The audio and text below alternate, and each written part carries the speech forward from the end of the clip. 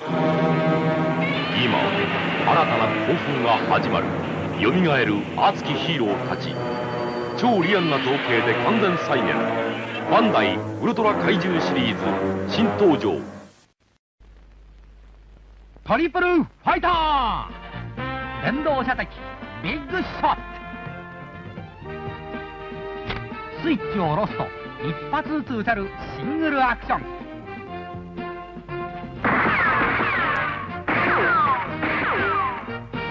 オートにすると連発アクションマシンガン。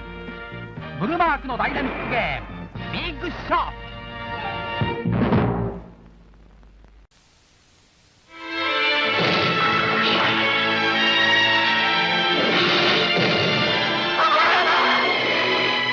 お父さんも大変だね。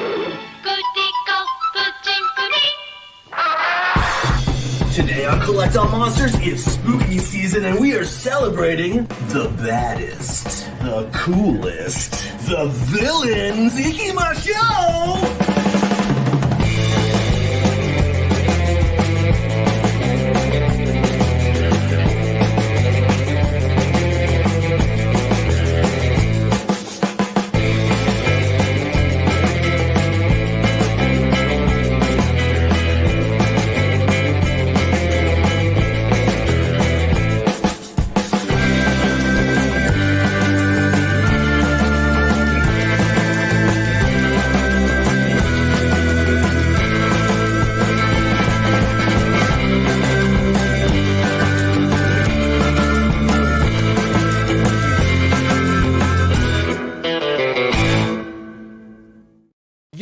What's up, everybody, and welcome to our villain chat for October of 2023.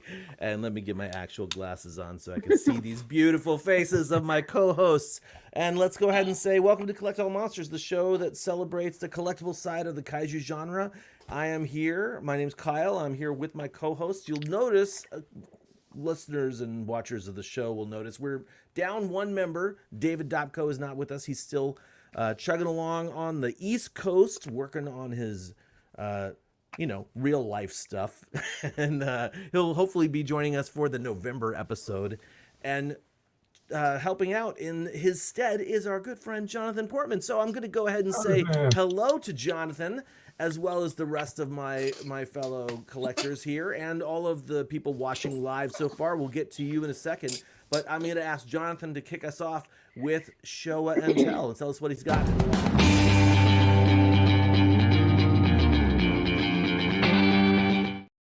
Last, let's say 2 months, right? Because the last time we were actually all together for the live episode was at G-Fest. Technically, except John. Man, it gets so confusing right now. So let's just take it away, Jonathan.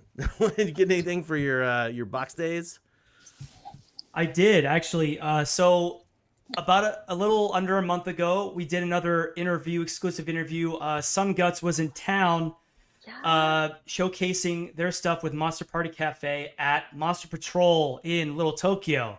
And we had the pleasure of getting an exclusive interview with them. Got a bunch of footage. That is coming soon.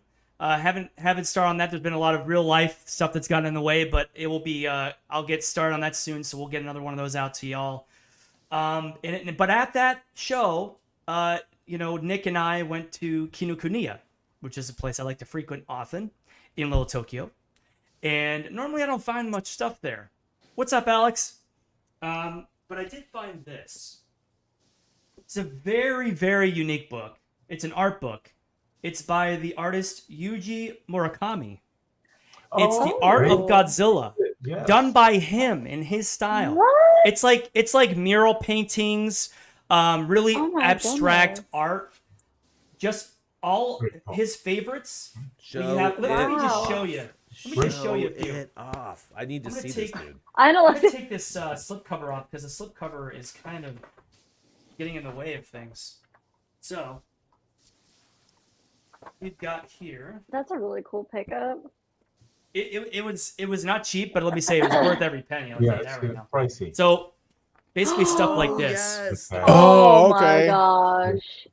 Like beautiful. Just vivid colors, abstract sort of Japanese Oh my painting style. gosh. He's got all these, variances of like his favorite kaiju, I'd assume, because he's got a lot of Ghidra in here. He's got a lot of, this one's one of my favorites, the Mothra panel here. Oh my goodness.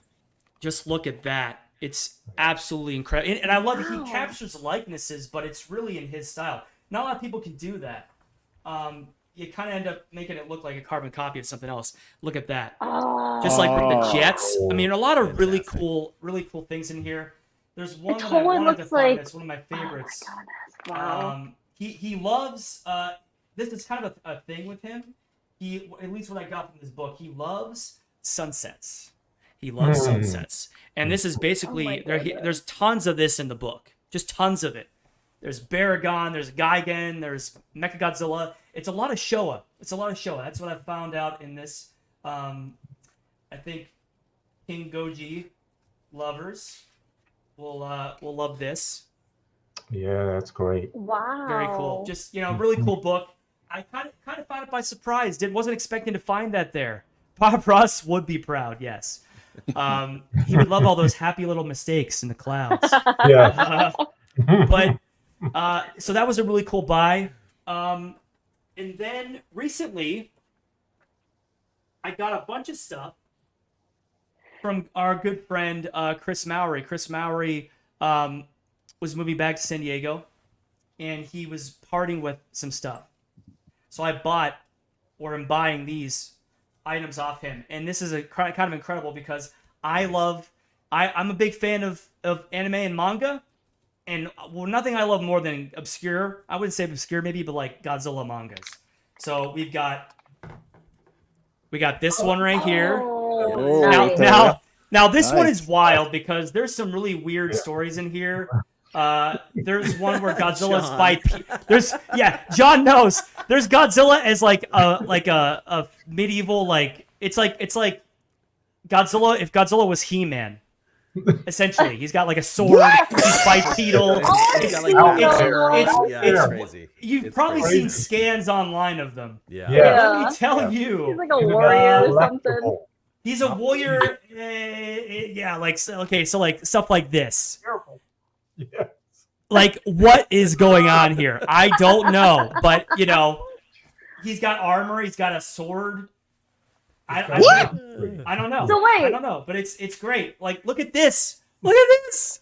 What? Oh my gosh, Dr. What? Octopus is something from Spider-Man, not Dr. Octopus. But there's other mini stories in here as well. This is just a really cool Read find. it. I've been kind of doing some random translations of it. It's all in Japanese, but I Google Translate, by the way, on the phone is actually really good. Yeah, I kind of was talking crap about it, and John, I was a little skeptical when he said it, but I'm telling you, I've done full paragraphs, and they are they're for the most part very accurate. Wow. I would say for the most part. The secret. I know. I just couldn't help it. Got it, Here's another one. It's just a compilation manga. It's got a bunch of like cool, like random story. I don't even know what's going on here. What is that? I don't know. Yeah, you But, have to be careful. You can't show everything. You gotta be. I can't show everything. This is a family-friendly show. I don't even know what's in most of these books, by the way. I just got them and was like, they look cool. But you There's did this one. well. It's the Godzilla versus Mechagodzilla manga adaptation Oh, cool. in Oh, here. fantastic. So it's really great, actually, really great. We got Christine will love this. We got Biolante right here. You got nice treasures. You Oh, really, dude, You did great. I'm I telling still you. need to read that one. But this one right here, is the most unique one, and it's probably my favorite one. I just stumbled upon it in his collection. Okay, so this right here, Shinji Nishikawa, right? I was gonna say, yeah. But I was like, surely he didn't do the book, right? It's just his like artwork on the front. However, I did some quick translations of the opening. And basically, this is really cool. This manga is basically Shinji Nishikawa telling the story on how he got the jobs to do conceptual art and be on the set for the films. Wow. It's all about that. That's cool. Does So he- there's that's there's cool. stuff of him in here with like Shinichi the Wakata. suits, Oh, you know? my- And yeah, that's in the that art. was, There's a book called The Art of Godzilla that is actually pretty much a Nishikawa Yeah. book. and I think this Yeah. is in it. Yeah. Wow. It is, and it's like him sitting with like Shogo Tomiyama and everyone in like a board meeting, like going over. Like he's kind of Aw. intimidated by like the whole aspect of working on it. Here's a shot of them, like Oh my he's goodness. beholding the suit, you That's know, of Aw. Mecha King Ghidorah, and it's just I haven't read through it all yet, but it's just so stuff like this is really. Yeah, Just that's so fun to awesome. come by. It's probably my favorite thing because I can't wait to read more about it. Honestly, because I want that. That's Where'd so you, unique. where'd you John find them? Did you has. get them as a collection, or did you just as you spotted them? So Chris Mowry, he was getting rid of a bunch of his stuff because he's moving, and so he had a bunch of stuff on his table at his apartment, and I was looking through it. And I was like, "Are you selling these?" He was like, "Yeah," and I was like, "Dude, can I?" And he's like, "Yeah." So like all those manga, These I are just great gifts. great gifts. And Chris, thank you so much. I appreciate it. He's a good guy. And so yeah, that's basically my show and tell for this I want the manga past that couple John months. has that is like Oh. it's the story of Eiji Tsuburaya. Like Eiji Oh. Tsuburaya has a manga That's like cool. That looks I so need to cool. get I need to get that one. I need to We get need that a one. book episode, y'all. We Yeah. gotta John, Yeah. I We just should- need you well, to have some time, buddy. Yeah, no, I'm sorry. Let's do this. It's All so right. many treasures out there. Yeah, there's. I think books are especially. Actually, let's just wait till I get to Japan. Oh, it's gonna be crazy. Oh, you're gonna and not only are you gonna find those books, you're gonna find them at a nice price too. Because like I'm Yeah. over here, you get things that are really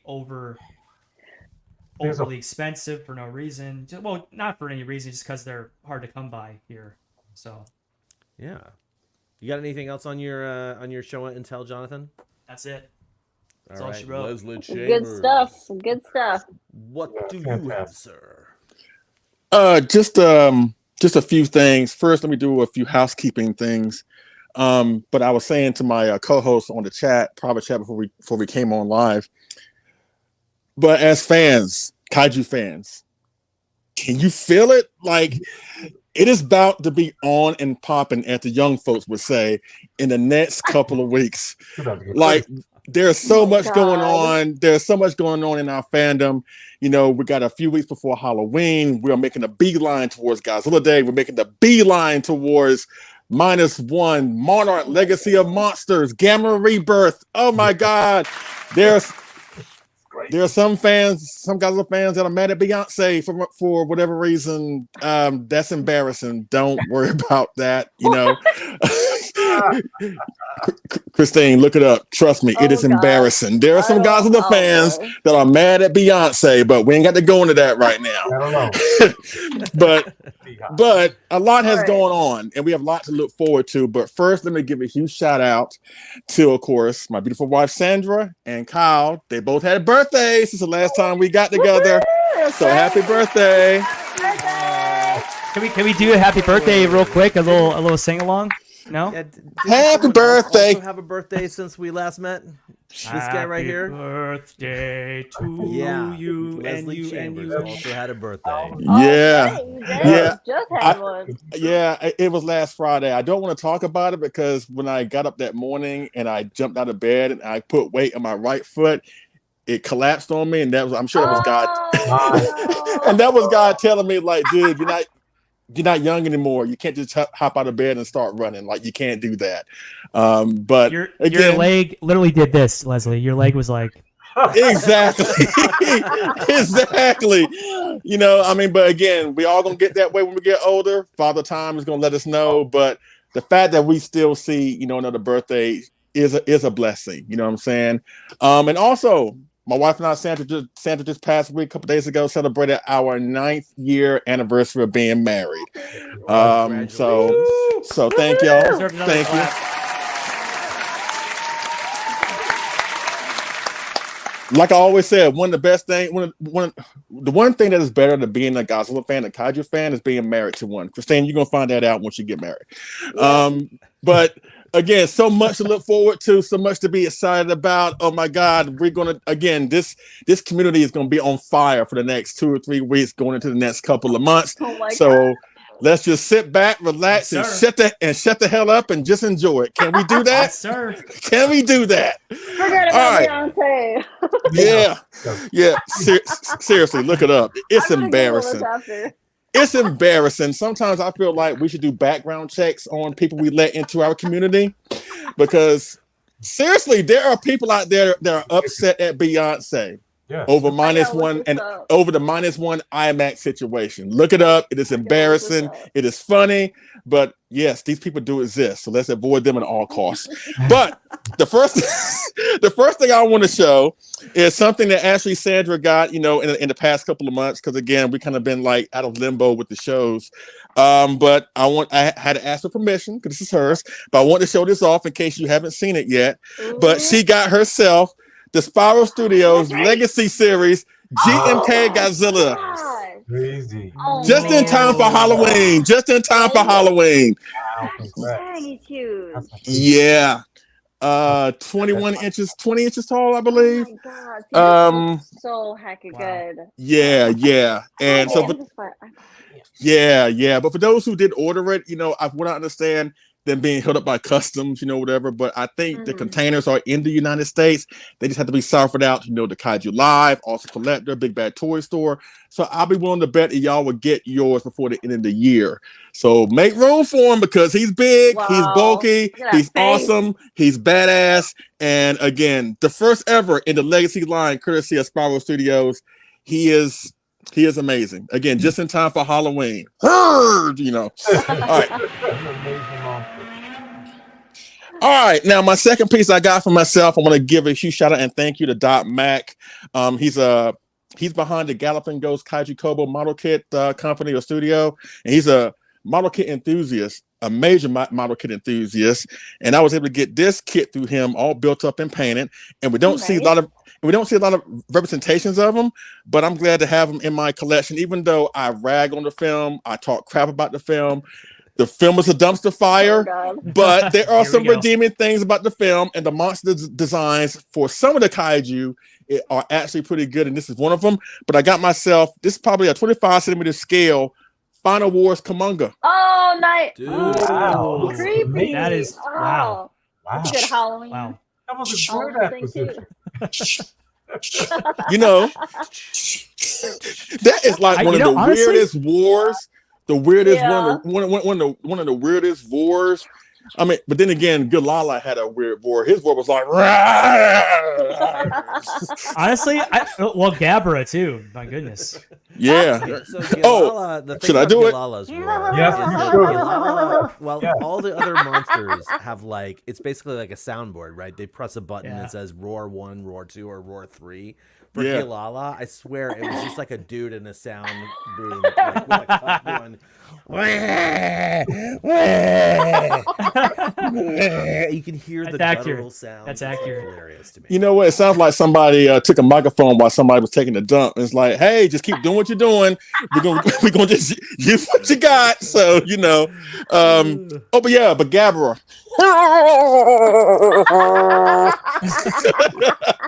I don't think we need a soundboard of that. We just have you do it every once in a while. Yeah, but still, Final Wars Kamunga, and he is not the last monster I'm going to get from Final Wars, courtesy of model kits. But we'll talk about that come next month. And the last piece, and again, this was something I got just in time for my birthday, and I'm going to give a huge shout out and thank you again to Dot Matt for Galloping Ghost Kaiju Kobo. It's another Galloping Ghost Kaiju Kobo kit, model kit. And of course, Burley Vang. He's the one behind the sculpt. If you know, you know, but you're about to see him in a few seconds. But he was able to make this out for me. He built and painted for me, pretty much free of charge as like a gift, because we've been friends for like 10 years, But I got myself the 30 centimeter resin model kit of the 1972 Godzilla. Oh, Look at that. Dude. wow. Oh my, he's so. Oh, Oh, it's even got the pieces hanging off. See? Yeah, I yeah. love that. Those are the details right Oh. there. Yeah. I like Now- that. Now, normally the kit would have been closed mouth, but I got a couple of closed mouth 72. As a matter of fact, you see the big guy back there, right? But I wanted something open mouth, so he augmented the sculpt, and he did a great job on this. Again, a great sculptor, and I'm not done talking about Burley Vang. We'll talk about him in my news segment, but again, thank you to Burley Vang. But so again, happy birthday, Kyle. Happy birthday, Sandra. Happy anniversary. All the Godzilla fans, let's sit back and relax and enjoy the ride because we got a big ride ahead of us. So I'm going to kick it over to my main man down in Philly, or up in Philly, I should say. But before I kick it over to him, let me get my blanket because he's going to put me to sleep with all the stuff he got going on. So, John Ruffin, go ahead and take the next 45 minutes to talk about what you want to talk about, sir. We should just go right to the end credits. And, it's over. No. What's up, John? What's going on, man? What you got? It's great to be with you all. And let me give a quick shout out to my brother, Black Belt. I appreciate you coming on, bro. And it's nice to see Mark Yang on. Thanks. I keep your 75 right next to me at all times. You did a masterful job. Thank you. Oh. Yes. Nice. Oh man. It's good to be with you all, and I'm actually on a hiatus. Oh, we've heard that before. Wait. Famous last words. Come on. Where's the truck at? Where's the truck at? Oh, it's coming. Oh, it's John, coming. where's the truck? Come on, I gotta see it. There you go.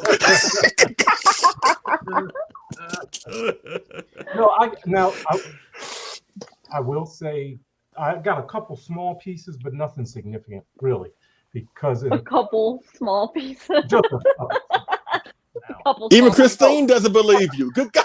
Even Helmy's clowning. Let me share it and be quick. I do want to say a couple things. Jonathan hit it, and I'm glad he testified to it, that Google Translate, y'all use it. It works. It really does work on your phone.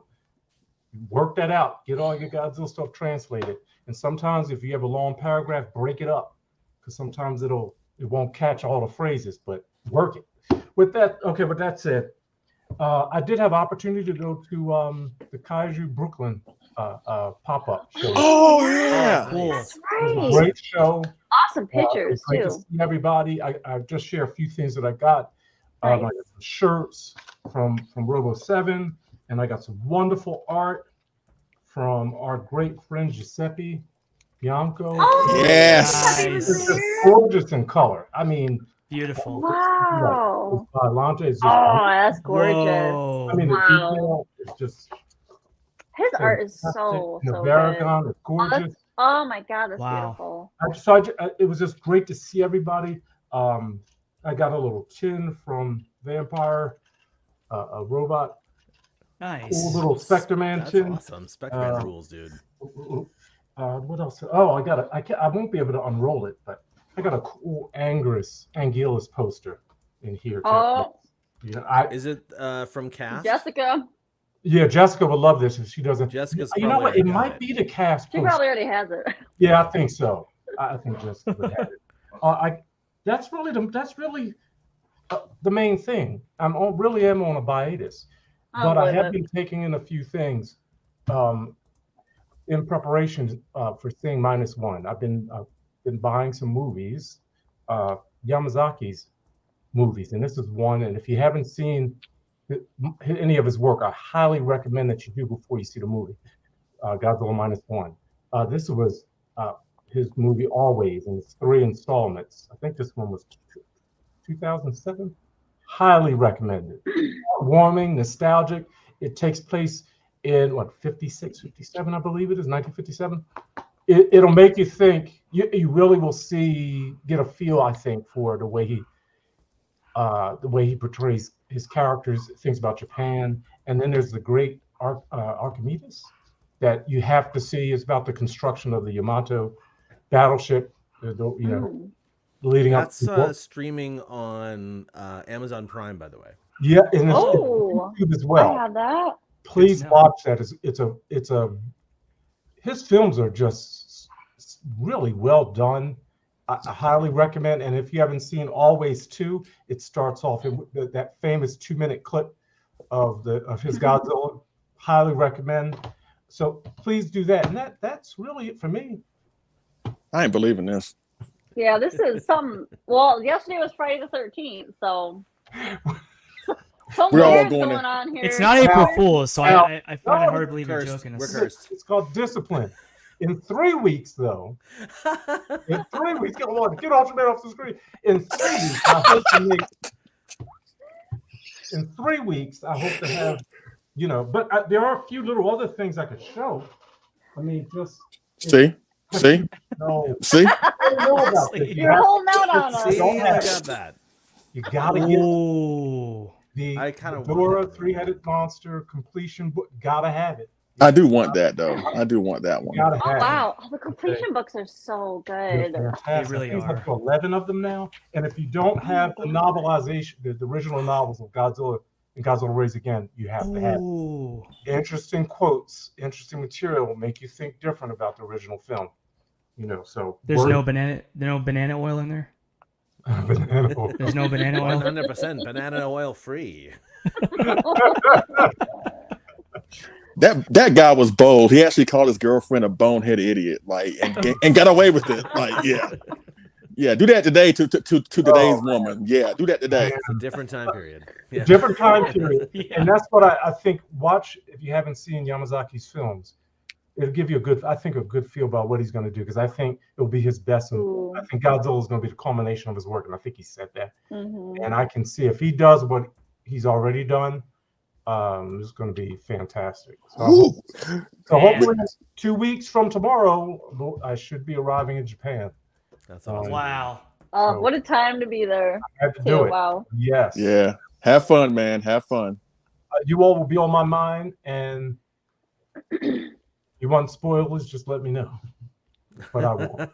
We're gonna get those regardless. You should do a little vlog. You should do a little vlog while you're there. Yeah, you should. Oh, I always do. I always do. I'm blogging leading up to the trip as I go I think through. John was using the V for video. Yeah. Vlog. Video. Oh, Video yeah, log. yeah. Oh, blog. I'm Yeah. terrible. This is I'm start terrible 8. with video. See, I'm just not good with it. I don't Well, do it. and it it's hard. just It's not natural. translates so well to just using it on the show. I'm just saying. I'll work on it. 'Cause I don't Wait. I don't own a phone. I don't have a mobile phone. I know. I don't. And so it's really. Somebody get this man a GoPro. Oh wait, I have a GoPro. And I'm I going to should say. try. I'm going to work on it. So maybe I can do some streaming while I'm for Godzilla Day. We'll try to have to work something out. Oh, That'd be yeah. cool, yeah. That'd be Yeah. cool. Because we're going to see a short. Get your little Or to- camcorder Yeah, out. yeah, we know Yeah, we're going to forget see the that Megalon one. short. Yeah. Yes. So there's a lot going on that day and leading up to that day. So As long as we see Jet Jaguar, that's all I care about. We got to see Jet Jaguar at least once. I got a What they feeling, show, yeah. He looks fantastic. He looks amazing. It looks like he's going to be spot on. So Yeah. Was that Ultraman?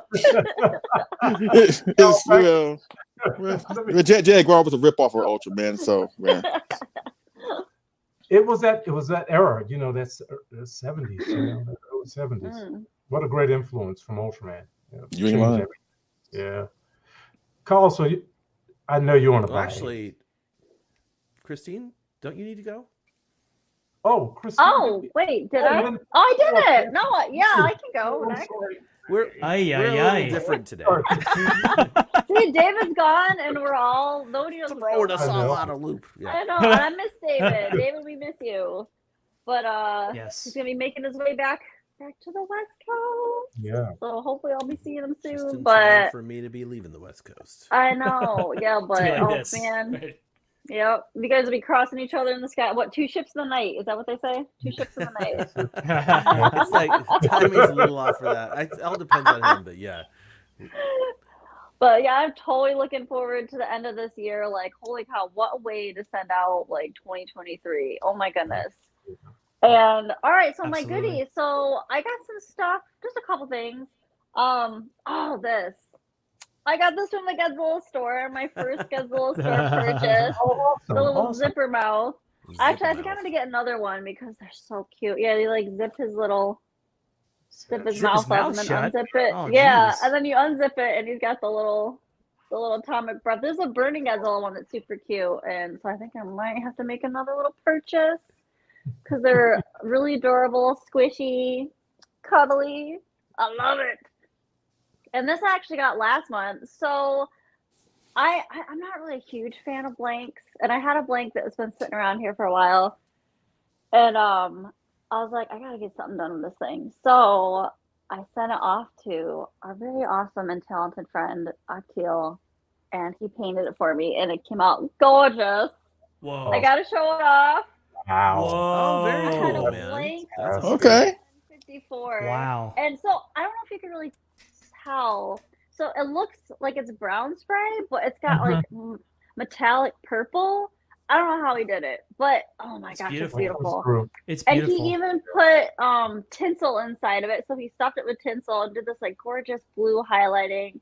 It's like I don't know. It's so beautiful. And I was so excited. He painted all like the nails and the teeth. Like he hand painted all this stuff too, and super talented. So thank you so much. I really love it. I'm terrible because I haven't taken any pictures of it yet. I'm so bad with taking pictures because he is. And like his paintwork is gorgeous, you know, and his Kaiju cream I got up there. I mean, that's like just taking off, which I'm so excited for him with that. And I literally just had a box day yesterday. What's today? Saturday? Yeah, yesterday.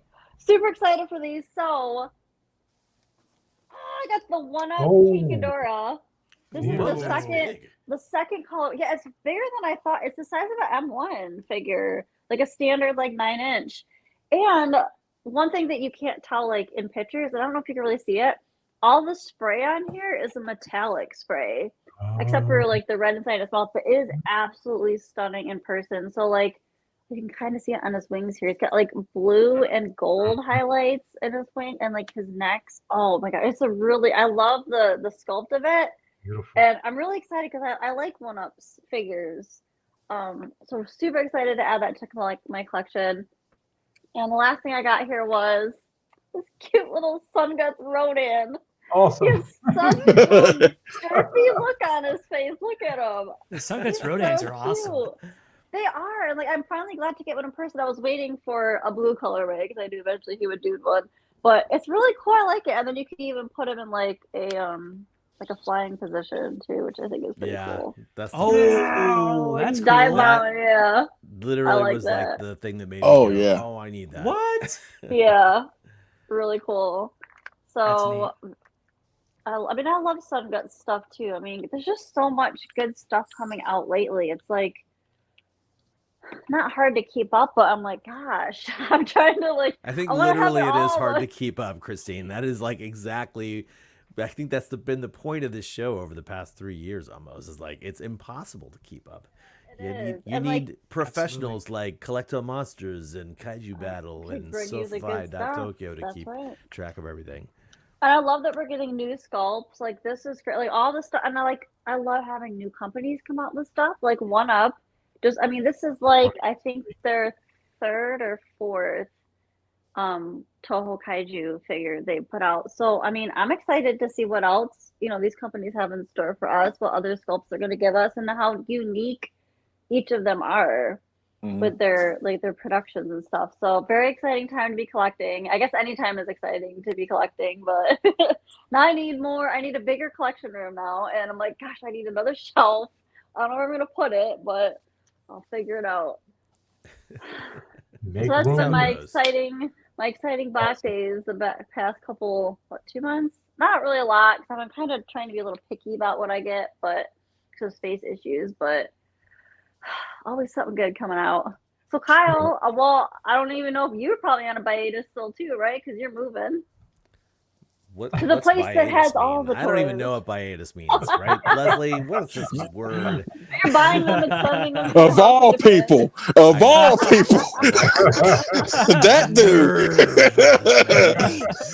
dude. Okay, so technically, I think I have officially just decided that I'm not on hiatus. I'm just being smart about my money right now. So, I'm just gonna piggyback on Christine for a second here. We've got the red Sun Guts. Sun Guts buddies.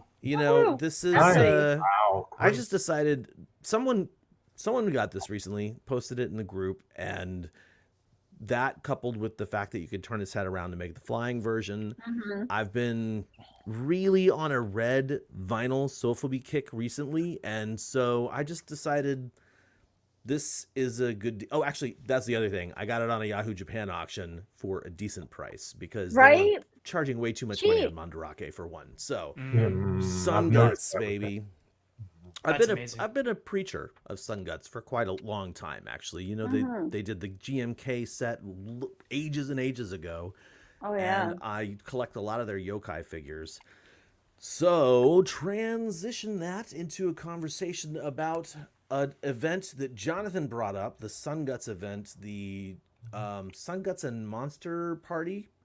They were Monster at Party Cafe, Monster Patrol in Monster Patrol Toys in LA, and they had exclusives, and I have to say, damn good prices on them.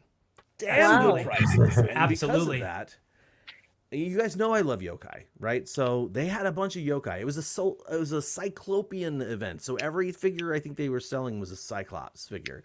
And lucky for me, one of my favorite yokai is a Cyclops figure. So I got a Kasa Obake or a Karakasa. This is, I've been wanting one of these guys for like so long. And every time I saw them online, they were way too expensive. And dude, this is a small figure. I don't think these figures should be expensive. Got this guy through Nick. Nick Sides, praise to ye, sir, because once again, thank you for both of these hookups, both of these Cyclopean hookups. They both came through Nick from Monster Patrol and the Sun Guts event, and I couldn't be happier with them. So thank you guys. That's cool. Thank you very much, Nick, and thank you very much, Sun Guts and Monster Party for coming. This first up, full stop on the Monster Patrol toys because they have been doing first up they did Marusan had an event there where Edgy was actually at the show. Kaz was there for his stuff. The Marmot president was there. Then Sun Guts. Now I just trying to keep track of things. I need to sign up for their newsletter. Right? They have a lot of great events. Oh, they will be. They will be for sure. Definitely. Yeah. So definitely something. Keep that in mind as things go forward. We're gonna try and do as much stuff as we can with those guys because I'm loving what they're doing. Now that's it for purchase. Oh no, wait! I'm wearing one. I'm wearing one of my purchases. This awesome Bullmark shirt came from the Hakuba Gallery, and this is an actual Bullmark. Look at that! You better flex, boy. You better flex that thing. Flex my drip. Yeah. Anyway, I actually got this, and truth be told, I bought the trucker cap as well. Oh, I like those. Specifically took the patch off of the trucker cap to put onto my vest. So the battle vest now has a Bullmark patch on it as well. Oh, okay. That's not everything, because my good friend John Ruffin showed off an item that he sent me a couple of months ago. He showed off this item, and I just wanted to show it off because it showed up a couple of weeks ago, last week or something. This is the Geigen scale from. This is correct me if I'm wrong, John. This is basically from the crowdfunding project that helped build the suit. It is a scale from the 2022 suit that got made. So it's super cool to have this. And I want to show off something real quick. So number one, as you're admiring this beautiful thing, I'm just going to show this beautiful thing, which is a Ghidra scale. But this Ghidra scale is actually from HMV. It's a store in Japan, and they do specific releases sometimes from M1. So I mounted it on this nice little, look, there's me looking at me. I mounted it on this black velvet frame set thing. And coincidentally speaking, good friend of mine, Mr. Nishimura, also ended up giving me some Ghidra scales. Oh, cool. Sort of uncut. Because, they made all the scales. Basically, M1 has made several runs of production things. So they did the scales for the King Ghidra suit in GMK. And that wasn't so that they could sell them. This is they have the ability to do mass production. So they mass produced those scales, right? Then this is another one. This is sort of like, I love this thing so much I had to keep it. This is a Yeah. claw from Tokyo SOS, and John got one of these recently Wow. too. So same thing, shadow box mounted. Yeah, that looks great. I absolutely love that stuff. Mhm. And I think Yeah. those of us who were at G-Fest know that I was like, really, I was ready to buy a Godzilla spine Someone fin had one?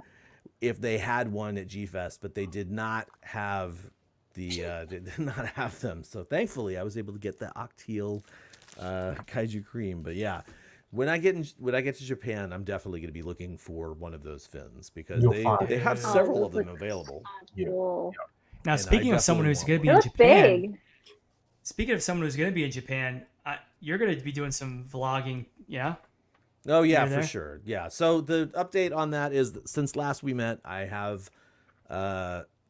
we have our certificate of eligibility and visa, and we have our flight as well. So we're leaving on November 27th, Oh my god. Awesome. Beautiful. moving directly into the new home. So How exciting. the November episode, I'll be right here. Same thing. Probably this next to me will be gone. Wow. But yeah, then December's episode, I should be all dialed in from my new place. Wow. But yeah, Fantastic. Yeah. Woo! Living I the know, I'm dream. super stoked, man. We picked up the if you'll allow me to brag about myself for a moment, we Do it. submitted our certificate of eligibility paperwork, and that just means like the Japanese government says, "Oh, Kyle has a job that will support him. We don't need to worry about that," and it's like we'll give him this visa. So the guy said, "Oh, this will take 3 to 5 weeks," and it was actually approved in less than 2. Awesome. And Wow. we got the 5-year visa as well. That's so awesome. we're definitely going to be Nice. there for 5 years. So Oh my gosh, I can't even imagine. That's Wow. fantastic. What a when's dream. the house party? I see Helmi is saying. Yeah. I'll be When's the house practicing party? in Japan We'll anyways. live stream the house party. How about that? The house Sure. party will be me and Lady Kyle and the dogs, and maybe I don't know. Actually, that would be kind of funny if I could invite somebody over and be like, "Surprise! It's a house party. You didn't know." But yeah, I was really looking forward to it. I'm super stoked for it, and yeah, I am going to be doing some vlogging. We're not, again November 27th, so this is the sort of sticky wicket. I don't know. I'm assuming that Godzilla -1 is going to do well enough that I don't have to worry about is it still going to be in theaters when I get there, because I Oh, it'll be. definitely want to see it. But yeah, it's like 3 weeks after it opens. So Yeah. yeah, fingers. Oh, It should it'll still be be. fun. It should still be in theaters. I'm yeah, sure. it should be. Yeah. He's gonna I win should at least awards. be able to catch it in some theater, if not. It'd Oh, be yeah. hilarious if it's like, nope, can't see it, and I go to move to Japan, and then everybody in America gets to see it, and I'm still sitting there going like, what is the movie about? Just kidding. Anyway. All right. Well, that is going to do it for our Showa and Tell for this month. Thank you guys very much. Let me do a little rearranging here. Yeah, that looks right. And I think we're going to go into what we normally do right after Showa and Tell, which is our chat room check-in. Leslie Chambers, are you ready, my friend? Yes. I'm about to speed through it like Rodan. So, Jonathan, are Who you we ready? got? Are you ready? We'll do it. We'll see. All right. Hands off for me. So take it away, my man. All right. Thank you for everybody, all 38 y'all for being here. Really do appreciate it. Of course, Nathaniel Plummer, Johnny Coke, Larry Latham, Kaiju Battle, Michael Farrell, Liam Foley, Alex Sawyer, Mark Sang Yang, Eric Stope, Oscar Solis, Helmi. Of course, Helmi's always here. Godzilla Train 1090, my beautiful wife Sandra. What's up, babe? The Greg Zilla. Let's see. Mark Ruffin. Mark Ruffin Studio. That's your brother. Oh, represent. Okay. Nice. All right. Butch Zilla 63. Let's see. Now these are all. I- over. And I think that's it. Just to repeat people, Helmi, because Helmi loves to talk. So you got Helmi in there. Liam Foley, just everybody. Thank y'all for being here. Really do appreciate it. Again, We on fire. It's not about DC. It's not about Marvel. It is about us. Our guy is coming back in multiple forms. Let's just celebrate it. I'm hyped for it. That's right. I'm hyped too, man. Yes, I'm yes. stoked. Me too. I can't Feel believe praise. that the last two trailers for that Monarch show really did make me Ooh. go. This Oh, looks like yeah. it could be really It looks interesting. good. And everybody Better than the knows that, film. like, of the three films, I like the middle one the best, right? And the thing about the middle one that I like the best is that they're like, there are a bunch of Titans, and they Yeah. like unfold this information that has been garnered between the previous film and the 2019 film, and that's what I wanted. I wanted more information about the Sorry, dude. about those, and so it didn't happen, and that's why I was complaining about the art of book. I was like, where's all the concept art for Right, these monsters that didn't yeah. show up in the movie? Right. So now I'm hoping that this show is going to explore the identification and discovery of those Titans. Don't know if it's going to happen. I'm keeping my spoiler blinders on, but yeah, I mean, it looks good. kind of good. Gotta say. Potential. So. I love it how it's really, in a way, it's going to establish some backstories, because with the MonsterVerse, say what you will about the films, but there are a lot of unanswered questions that went on in the MonsterVerse that they didn't really address. So if they're doing these little shows to kind of like bridge the gap between the movies and answer some questions that we so rightfully deserve, I think that's a good thing. You know what? I want to see Toho do that. I want to see Toho like do some backstories about old Showa characters or Heisei characters, something like that. I think there's money to be made in bridging the gap and fleshing out backstories to our favorite monsters. That's So- good. Yeah. That's where I agree. the anime comes in, and all these other like The Star Wars has manga. been doing Disney with Ahsoka, and you go back and watch Rebels and watch the different, it really makes the whole universe so much more detailed and nuanced. Give us some Godzilla anime that goes into Yeah. It's so much untapped potential, like Christine Baalante. Like, does Oh my Baalante God. come back from orbit? Does she stay up there? Like, there's so many things you can do with these monsters. Yeah. Yep. Yes. Absolutely. Absolutely. Yep. Agree. And that's Yeah. I think that goes for both the American side and the Japanese side. Like we can, Absolutely. Right. Yeah. I think it's very clear now. And I saw somebody mention this on Facebook. I was definitely in that camp where I said, Toho's got the license. Legendary's not going to be doing Godzilla stuff anymore. It's just going to be Toho going back to it. But clearly I was wrong about that. And they are definitely moving forward in both directions from both sides of the Pacific. And I'm cool with that. It's like, Which to is me, awesome. that plus the fact that we're going to get a brand new Ultraman That's that's right. right. studio yes. produced anime, really? and then It's we've the got, director like, of the Gamera series just came out, and like the Ultra Kubo. anime series, and like basically everything is happening, and you just got to be here for it, right? If you're not here Yeah. for it, then what are you doing, right? Like I believe. But where are you at? We I are mean, really, I'm still on that pedestal that I was on a few months ago, where I want quality, right? I don't want to be hand-fed garbage, but I really do think that Gamera series, even though the animation was crappy, everything else about it was like pretty good, like Yeah. right? Oh, quite yes. good. I gotta It's check it totally out. I worth haven't seen watching. all of it. You haven't Still seen it have to yet? see it. I still have to see it. It's I worth haven't watching. seen it yet Totally. either. Absolutely What's it worth on? watching. Is it on Absolutely. Netflix? excellent. It's on Netflix. Yeah, it's a Netflix series that Oh, just I shoot. think it started I'll watch September it 6th. tonight, then. Yes. 6 You know- episodes, 44 minutes apiece.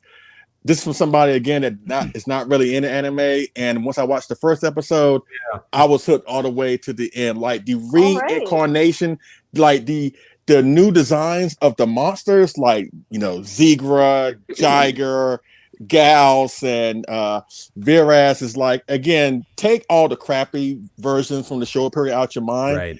Yeah.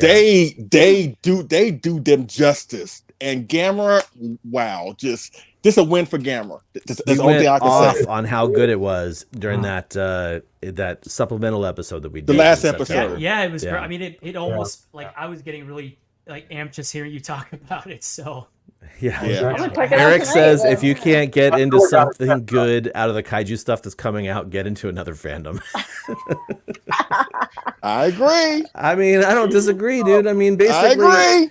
I Yes, I've There's- identified that there have been issues in the past, and I feel like they are working to improve these issues. I think I need to give that Ultraman anime another shot because I never watched season 2 of that, and I never watched the Skull Island series. You know what's there's so much out right Island, now. that's right. You know Oh what's my gosh. interesting? You know what's interesting about the Ultraman anime too, is that anime kind of goes on its own. Like most anime are adapted from a manga, right? But this series, while it starts out as adapted from the manga, it goes on its own path. So I'm reading the manga, totally different. Like it goes on its own tangent. So I'm kind of curious to watch the second season and beyond. I think they only did like 3 seasons. I think the third season was the final season. It just came out. I have to admit, I only watched the first season, so I watched that, and I wasn't super thrilled with it. But Yeah, I'm wasn't gonna either. pick that back up. To be perfectly honest, I'm gonna pick that This back is this is where I don't like CG animation, is that they touted it as being like we're motion capturing everything.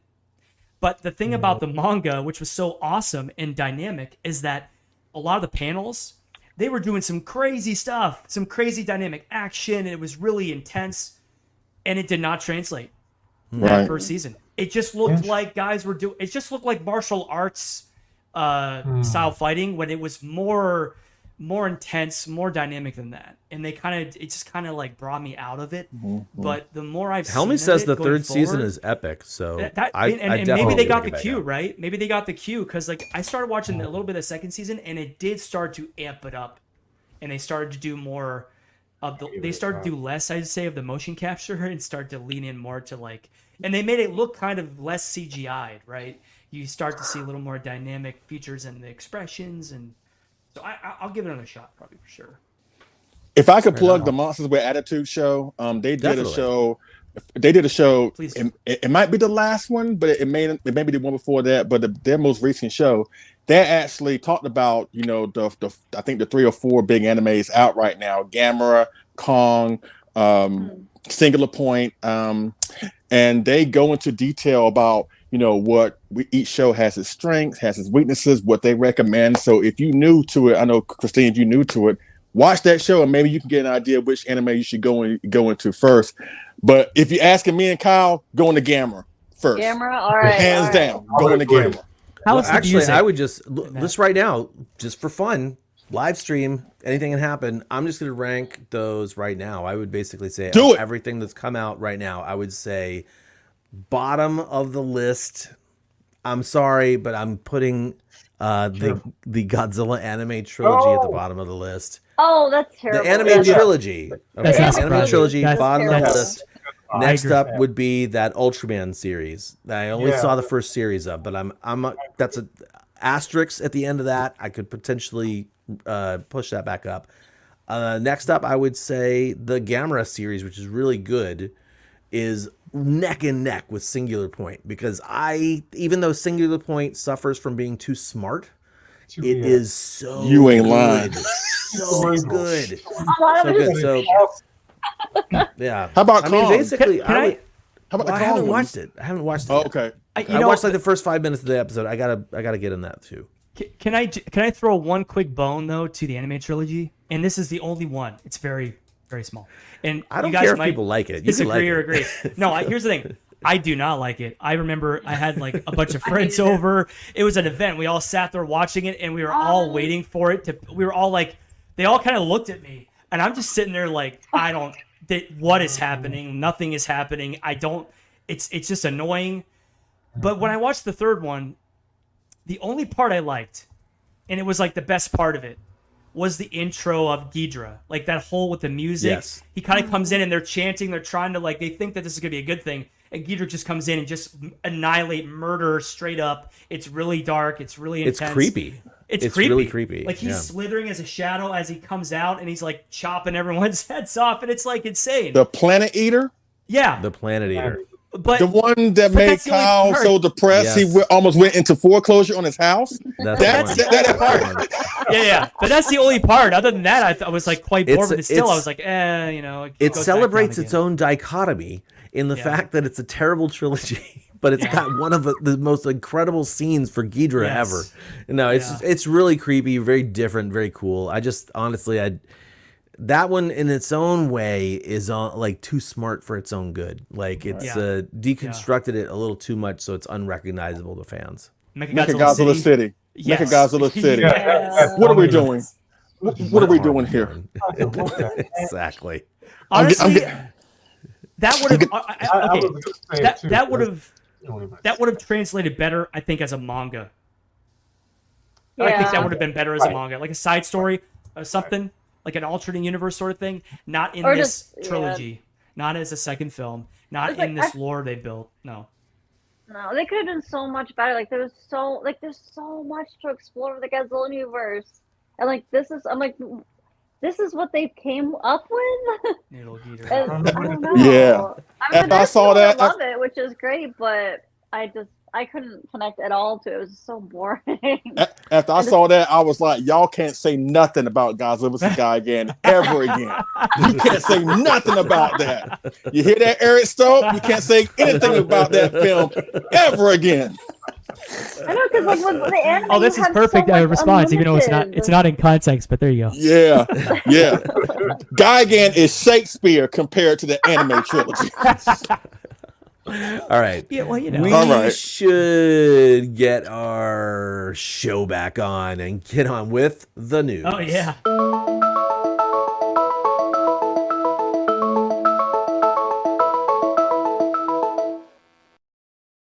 All right. So, Mr. Leslie Chambers, would you do me a favor and please regale us with your news items? Yes. I'm gonna speed through it. 'Cause I know we kind of got long-winded, but that's what happens when you have passionate friends that have conversations. It's basically what you get. But I'm going to speed through it. But my great friend, again, I talked about Burley Vang, who sculpted this 1972 resin model kit for me. But he also did a model kit that I showcased on the show before. It's a 30 centimeter resin model kit of the Imposter 1974 Godzilla. Now, he did say that he is thinking about reissuing that kit. But he's only going to do it for a select few. Only for a select few, like a really, really small number. So if you're serious about wanting one, just hit Burley Vang up on Facebook, and then he can work everything out with y'all from there. But as you can see here, the Imposter Godzilla, once it's built right and painted right, he looks absolutely phenomenal. And don't forget, at the time of this recording, the X Plus Favorite Sculptors line 1974 Godzilla is coming out this month. Exactly. So he's gonna need somebody to fight with. So again, hit up Burley Vang on Facebook if you're really serious about getting this model kit. I know Godzilla Train 1090, he's in the chat. He has that model kit. I have that model kit. We can personally attest that this thing is so amazing. John, hit up Burley.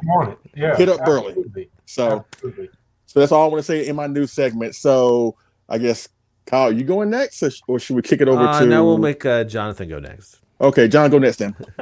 It's gonna make me. It's your next. Well, hello everybody, and back for another great news segment. I will say, okay, I am a personal fan of the things that I'm about to announce here. Now they're actually going on right now at New York Comic Con. They're exclusives from Super 7. Their reaction line that they've done very well with. They're coming out with new glowy figures in that line. We have a Godzilla 62 glowy and a Gigan, which I've been waiting for. We have the glowy Gigan coming courtesy of Super 7 at New York Comic Con as exclusives. There you see them right there with their blister packs. One thing I love about the Super 7 line and their reaction figures is that they have such a great presentation. These blister packs, they're almost too artistic to like break into. Like I almost want to buy two of them sometimes so I can keep one on display. I bought the Ghidra figure and I was upset that the glue was so strong that it actually ripped part of the artwork off. Yeah, totally. I tried so hard to preserve it when I opened it, but it's just not. Sometimes it's just not possible. But these figures, I've been waiting for the Gigan for so long, because after they announced their actual, their next normal, basically their normal reactions that weren't glowy. There you go, John has them up right there. I was waiting for this. I was really waiting for this. And also, I don't know if this is I just saw this on a site randomly, but perhaps there are two other ones coming as well. Oh, is that Megalon? We have Megalon and 74, I believe. Yeah, because I have the 74 here. So a glowy. Wow. So if you're around New York Comic Con, or if you're Cool. there, if you can get there this weekend, check it out. Or I would almost be willing to bet, and this has happened every single time since they've released this line. They have them up at like whether it's SDCC or NYCC. After the convention, they will go right up on their online store. So if you're not going to get them here, I'm almost willing to bet you'll be able to get them on the online store. So look on the online store right after the convention, because I'm going to be getting some as well, because I love those. I love those reaction glowies. That's the only ones I get. I just love. I have a bunch of them on my display at work and my office, and I'm definitely getting these ones too, especially that Gigan. So that's my news item. Yeah, that Nice. Gigan looks nice. Mhm. Indeed. All right, All Christine, right, you're up. well, speaking of Singular Point, Funko Pop has some Singular Point figures coming out. And I gotta say, they look really dang good. So we have the Godzilla Ultima Heat Ray version, just the regular Godzilla Ultima, and then May with Pelops 2. But I really like how Funko's kind of upped their game with the Godzilla sculpts, because when the first ones came out, they were just kind of But Mhm. they're Right. really like evolving their Godzilla sculpts, and these just look fantastic to me. I mean, that Heat Ray variant for Godzilla Ultima looks hecka awesome. I mean, Funko Pop is all the craze still, so I mean, if you're collecting this line, these would be great ones to add. They're actually coming out, I believe. You can order. I know you can pre-order them now, and they're coming out end of this month. I think $12. I mean, look how cute little Pelops 2 is. Yes, It's that so is cute. fantastic. Very cute. So fun little figures to collect. I mean, I'm glad that Funko Pop is expanding their Godzilla line, and now we have these awesome figures to add to our collections. Yeah, they're cool. Very Dare cool. I say that I'm not a huge fan of Funko Pops, but I will say that Ultima, the way it stands, the way he's standing, looks so much better to me than the actual animated version in the show. Yeah. Right? He's upright. Right? I don't know. He just looks. I would like, hey, give us that version. Like, That's I awesome. wouldn't. I'd be okay with that. He got hidden thighs. That's all he got. That's all he got. All right. Cute. All right, one down to John. What you got, John? I got a few cool items or events. Carl, I think I'll start with Bando's Band Presto. They just put it on Twitter Ooh. yesterday. It's a new crane game Godzilla -1 figure. And Oh, more information is coming. So I'm hoping it will be available by the time the movie's released, but I'm not sure. Isn't that fierce? that's a cool. So it's Yeah. That's a cool. game, you said? Yeah. Oh, it's the. It's a Okay, vinyl okay. figure. Maybe it's available. I don't know. They said it's called a crane game. Have So you maybe- guys watched those before? The crane games in No. Japan? Oh man. So number one, the ones that exist in America are teeny tiny compared to the ones in Japan. And yeah, you can get a big giant figure, not a gigantic scale kind of thing from a crane game, but you can get like a sizable box. We've been watching a guy named Connor on YouTube, and he takes some of his friends to do like crane game challenges where they spend a bunch of money on crane games and try and get the best stuff. These what else was a crane game? The Band Presto Godzilla 2000 from Yuji Sakai back in the day. Yeah, that's right. That was also a crane game prize. Well, I'm used to hearing it called UFOs, or something. UFO catcher. Yes. Yeah. Okay. So that's pretty dope. My other news item, yes, these are now available. These cool Godzilla heads. The one I want is the 74, but I'm going to get all three if I can find a Oh, machine. those are neat. And get them at their 500 yen value. So that's pretty dope. Not And bad. for those who are going to see Godzilla in Japan in the coming couple weeks, going around Japan will be a Godzilla invasion truck, which is pretty Oh, cool. what? Oh, Yes, they on Twitter they released a picture of this giant -1 head. Carl, Wow. did you get that picture? I put it in the. Let me grab it real quick, man. It's unfinished. It's not finished yet, but it's massive. So it'll go around, I think, from the October 30th through the release through November 3rd. It will be traveling around Shinjuku, Shibuya, and driving around, and then it'll make its way around Japan after that. Oh wow! It's going to look something like, I guess when it's all done, it's a giant head of -1. What? Yes. Whoa. Is it? And it'll just Do drop you go around. inside it, or do they Terrifying. give you gifts? There's like presents. There's like Santa. Oh, okay. Hang on. So They- I can literally now that I can see the picture, I could show you. It's answering all your questions, guys. Here you go. Yeah, that's gonna be on the back of a Oh truck. my God, So that's what? basically what they do in Japan is they've got these trucks that drive around and they advertise stuff. look So at that. a That's truck will be cool. driving around, making My sure people goodness. know the new Godzilla movie's out. That's gonna be rad. That Yeah. reminds me of Gamera the Brave when he's like on the back. Oh of that. yeah. Right. Pretty dope. They had Shin Godzilla in 2016 going around, but it was the That's really cool. statue that you kind of saw around Japan. But there's a lot. Oh right, because it was in like a glass container, like the Pope. Yeah. That is rad. He should like shoot toys out of his mouth. Like, why can't we have stuff like that over here? Like, I would have Yeah. loved to take a truck and drive the legendary Oh, yeah, Godzilla. Well, then again, he Off beat the a crap out. cliff. He beat the crap out of Kong, so I would have drove that truck into the ocean, honestly. But Hey, and we know Godzilla just went underground, and Kong went off. It was a tie. Mhm. That's right. man, cocaine's a hell of a drug. Something I can say. In the monitor. That's all live underwater. So anyway, There we go at it. all right. So that's me now, right? Back to you, Carl. Yes, sir. All right, guys. So, news items. This is actually, I didn't even know what I wanted to talk about.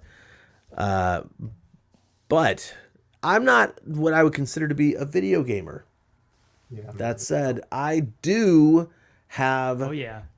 Gigabash for my PlayStation 4, which of course I downloaded the Godzilla DLC, which includes Godzilla, Gigan, the Kiryu Mechagodzilla, and Destroya. Super fun to play. I don't play that much.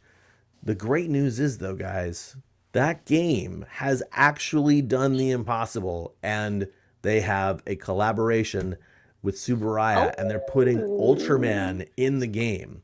Now, I don't remember everything that's been announced for this so far. It just got like sort of announced this last week. But November 8th is when this will be available. And so I'll be downloading my, and I don't play online with people, sorry, but I'll be downloading the Ultraman Gigabash update as well.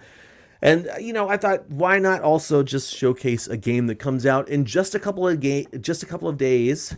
That is Rise of Kong, the Skull Island game, which I gotta say, I'm probably gonna grab that too, because I love games with monsters, and I think this is more of like an open world kind of situation. So Oh, is this like if you PC? kind of blur your eyes a little bit, doesn't that look like the Toho Kong a little bit? does. It looks like Donkey Kong, if you ask me. That too. That's It's a the young next Kong. game. Young Kong. Donkey Kong. Donkey Kong. Rise of Skull Island. Anyway, yeah, so that comes out in a couple days, so pretty cool. I think I don't know how much the DLC is going to be, but I know this Kong game is like $40. So that's going to do it for my news item. Make sure that if you are interested in news of the Kaiju collectible variety, head on over to kaijubattle.net, Mike Farah's website. Mike, who's watching live right now, he does a killer job on showcasing all of the collectible news he can scour from the internet. So check that dude's website out. And in the meantime, I think we're going to go ahead and get our intermission on, which is 2 minutes. I cannot get distracted. I have to run down to the garage and get the prizes. So if I'm not here when the intermission stops, you guys just continue on without me, right? Okay. See you guys in a minute. Or 2 minutes.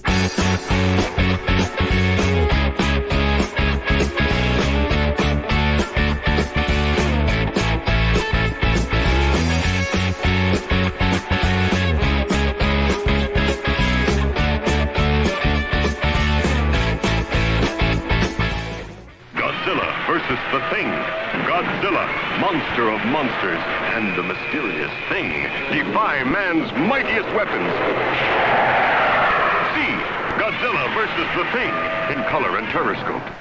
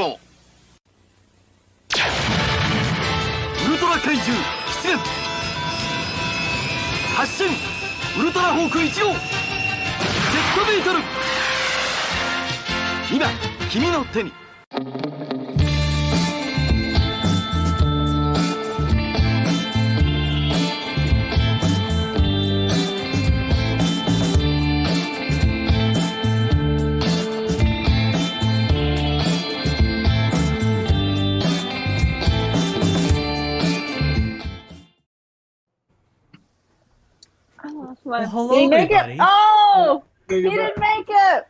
Oh. I mean, it's Oh, close. It was close. Hey!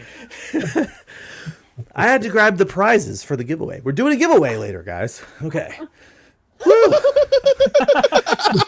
So yeah, we have stairs in this house. Okay. Takarada does not approve of how out of shape Kyle is. It's okay. Sorry, Takarada. Okay, so Leslie, I think you had a segment planned for us. Oh my god. But seriously, you know what? Yeah. You know what? That's going to make the next clip show right there. Oh, yeah. 100%. But seriously, I came up with the idea for this month's main topic for the show. We're talking about villains because we're in the Halloween season. Again, we're a couple weeks away from Halloween. Where it's all about Freddy Krueger, Michael Myers, Chucky, Jason, Hellraiser. The most iconic boogeyman on the planet. But you know what? They're not the only villains or bad guys on this planet or in pop culture that we love so much. We got some giant kaiju villains that we are definitely fans of. We love to hate them, we hate to love them, but we love them or hate them regardless for whatever reason. But there are a lot of great kaiju villains out there that are memorable. Now, I do have some random questions for the host here. I have like maybe 5 just general questions that we all can answer, but I have four questions that I have for each host, and they were specifically designed for each host, and it's a different question for each host because again, I kind of know about them, what they like, what they don't like. So again, these questions, I know when I come up with questions, they're kind of like going to the electric chair, but I hope these questions are not as bad. And even though we have a lineup here, you know what? We're gonna change things up. I'm gonna go in a random order. So you never know. You never know. I'm gonna pick. But let me just say, like the general questions, let's kind of like speed through them. But you can be long-winded with your individual question just for the sake of time. But you know what? Let's start with the first general question. And of course, people in the chat, you're more than welcome to let your voices be heard and answer the questions in the chat too. Get some conversations going because we love to be interactive here on Collect All Monsters. But the first question is this: the first general question that we all can answer. And I guess are we going this order? John, Kyle, Jonathan, Leslie. I think you pretty much identified. You're going to be calling whoever out you want to answer the question. So okay, whatever order you want. Okay, I tell you what, with the general questions, we'll go in this order. John, then you, Kyle, then Jonathan, and Christine. But the other questions, it's going to be random. So just hold on to your seats because they're coming. Hold on All to your right. All right. The first question is this. What human/alien villain played by a human character that you can't help but love or hate the most? So Kyle, so not like Kyle, but John, who is that one villain that you maybe love or you just can't stand for whatever reason? Who is that one human villain or human villain or alien villain played by a human character that you can't help but to hate or love? Who is it? Okay. He's just so cool, but I can't stand him. Is the controller. Oh boy. All right. And Kyle has to go next. Jesus Christ. Well, I think I'm going to be changing my answer, Leslie. Oh, man. I mean, he's bad and all that, but man, I can't stand him. When he cussing under his breath with all them vowels or whatever he said. I'm like, all right. Man, Did you see Kyle's face? It's like Kyle was like, "You rats! You stinking rats! What are you doing?" It's like, sorry, I don't speak Exian. I'm sorry. All right, Kyle, you're next. You're next. Who you picking? So, well, it has to be the alien commander from Mechagodzilla because screw that guy. Actually, honestly, the alien, the villain that I sort of love to hate, you are not going to believe this, but is actually the controller from Planet X in Final Wars. Oh yeah, okay. First up, I totally get that. So I don't like the movie. I really don't like the film itself, but some of the performance in the film is very good, and the actor who plays, and I mean that not Abe, the guy who, or it's not Kazuki Abe. Kitamura. Thank you, Kazuki Kitamura. He's the guy that's got he's the younger version of the controller from Planet X. And he's like, you can tell he's sick of playing along. So when the jig is up, he's like so thrilled that the jig is up on live TV and he gets to basically take over from that point. Plus the fact that he yells about how the 98 Godzilla is like a tuna fish eating monster or something like that. I can't remember what he says, but yeah, it's, to me, that character is actually the only good thing from Final Wars. So the best thing from Final Wars. Anyway, there's my answer. The fact that she knew the guy's name, that is some bad foreshadowing, if you ask me. That's some bad foreshadowing. He's a legitimate actor. He's a legitimate actor. He's actually hilarious in a show called Samurai Cat, just as a heads up. Okay. Jonathan, who you got? Well, I'm glad nobody chose this guy because, well, Kyle already kind of said it, but then in a joking way. But I gotta say, Kuronuma from Mechagodzilla. He's just so cool. Yeah. I love to hate him because, and when I say love to hate is because he's such a jerk, right? He's just the things that he does in that movie, especially to the human characters, he's such a jerk. And he's got that smirk on his face. He's so arrogant. He's like when he brings out Mechagodzilla, he's just like, you fool, you're gonna contend with this guy, the guy we created, all right? But then I just love the way he performs it. It's just so arrogant, so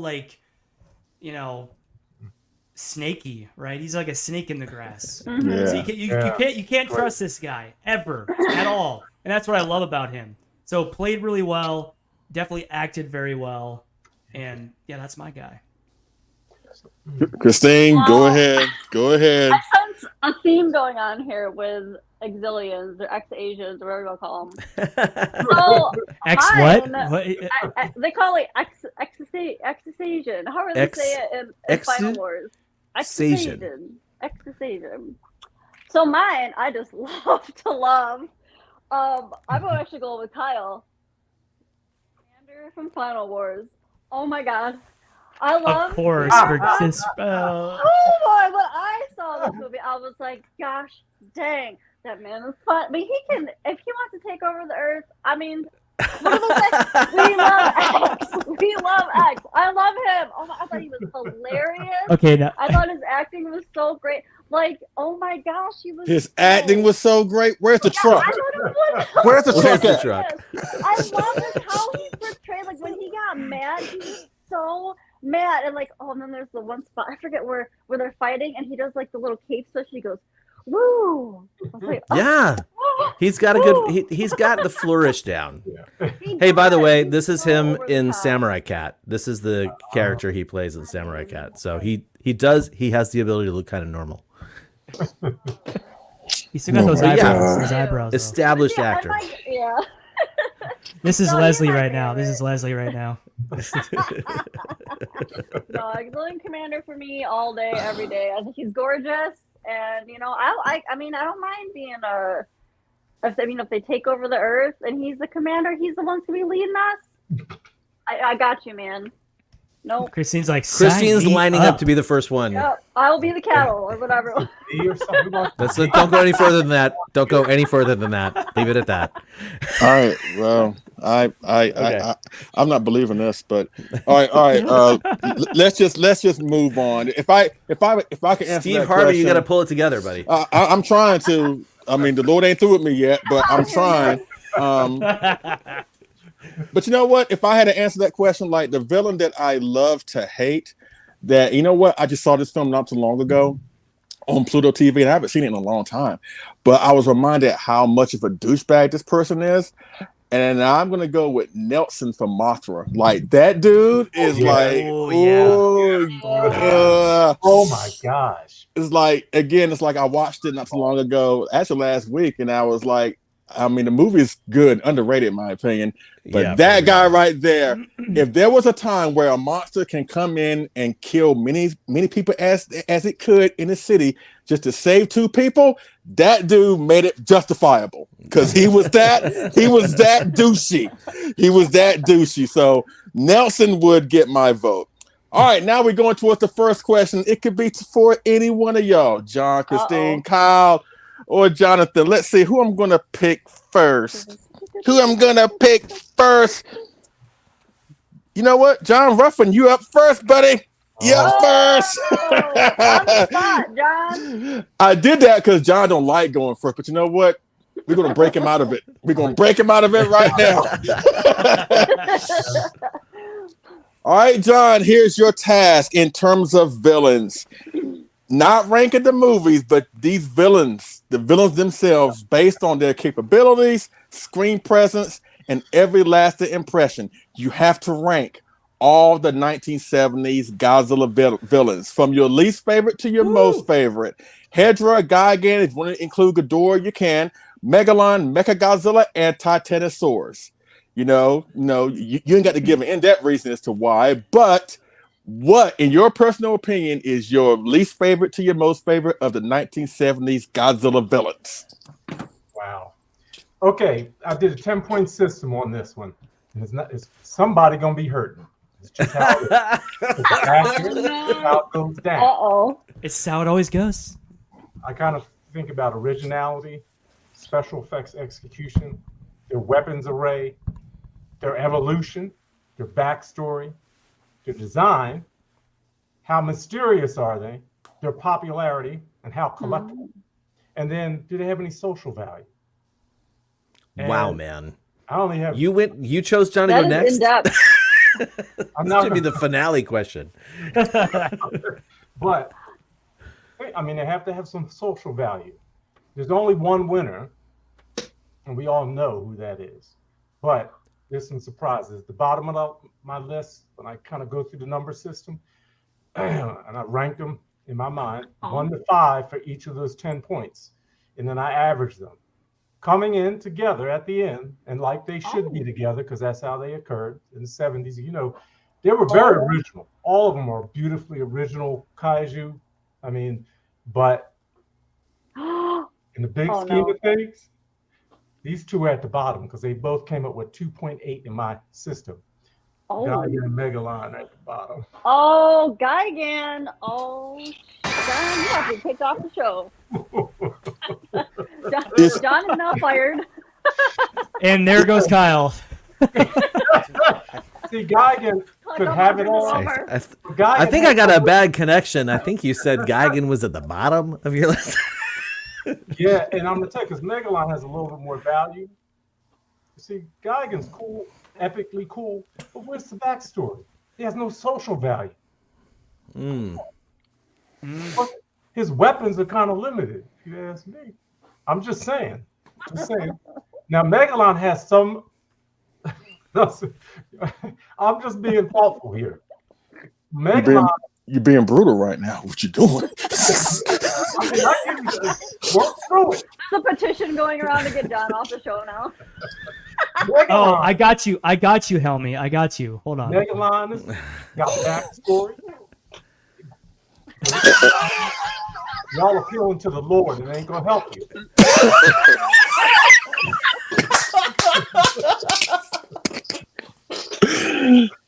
And Megalon has social value. I mean, think, there's a story that has to be told about those people down there in Seatopia. Megalon was actually fighting for a cause, and Godzilla and Jaguar need to reevaluate themselves. And now, next on my list, I'm just saying, they were 2.8. Now, next on my list, let me just check. Not too far from the bottom. Quite original, high score. Great special effects execution. Slouch when it comes to weapons. No evolution. I hate to say it, he was kind of a slave monster. Had him working at the bottom of the... You better not. You better not. I knew exactly who it was when you said no, hardly any weapons. I knew exactly what you were going to say. Oh, man. And they're picking up the pieces down there. Maybe, you know, something about them Say it. aliens. Say it. Say it. Stop BSing. Say it. Say his name. Say his name. Those aliens from the third planet, from the sun thing or whatever, black hole, they ain't like to do work. They're always getting somebody else to do their work. And they had Titanosaurus down there picking up. Oh my God. Nick's over here like Brain Showdown. Yeah, I mean, now Titanosaurus has great mystery, good when it comes to social value. Not enough collectibles. That's, you know, and when you rank them, Geigen's great when it comes to collectibles. Poor Megalon, little weak. Yes, he is. I mean, highly collectible. But Titanosaurus, they've done wrong. I mean, until we got the Bandai little 6-inch, we had nothing. Now we know who's the king. We know who ranks 5 stars out of 5 for originality, special effects, execution. His weapons are unprecedented. I mean, he's known as the mechanical marvel. We know he has a great backstory. His evolution. Oh, hell no. Oh, hell no. Bias. I know, at the bottom. He started at the bottom and ended up at the bottom. We know Mechagodzilla's appearance is unprecedented, unmatched. His popularity is off the scale. And you know, just, but he's the ultimate. And right there with him is Hedorah. You can't, as much as Hedorah might not be appealing to everyone, but original, high social value, great evolution, mysterious, great backstory. And let's say, if you're a Hedorah collector, I mean, Andy Peters, they had one of the greatest Hedorah collections you will find. I'm just saying. So Mecha, True. Cajillion collectibles for Hedorah, yes. And Hedorah's right there. Yeah. Coming in at Hedorah was, I had him at 4 and Mechagodzilla at 4.4. And that's just how it is. Megalon, Geigen at the bottom, Titanosaurus in the middle, Hedorah and Mechagodzilla. A logical, measured approach to insanity. Join me. I'm not going to join you because you are not going to sit there and compare Titanosaurus to Django. You're not going to do that on this show. Come on, he a slave. How dare you? You know what? You know what? You know what? They were glad he got sent out to Godzilla because they knew he was going to get wore out by himself. Man, cut his mic, man.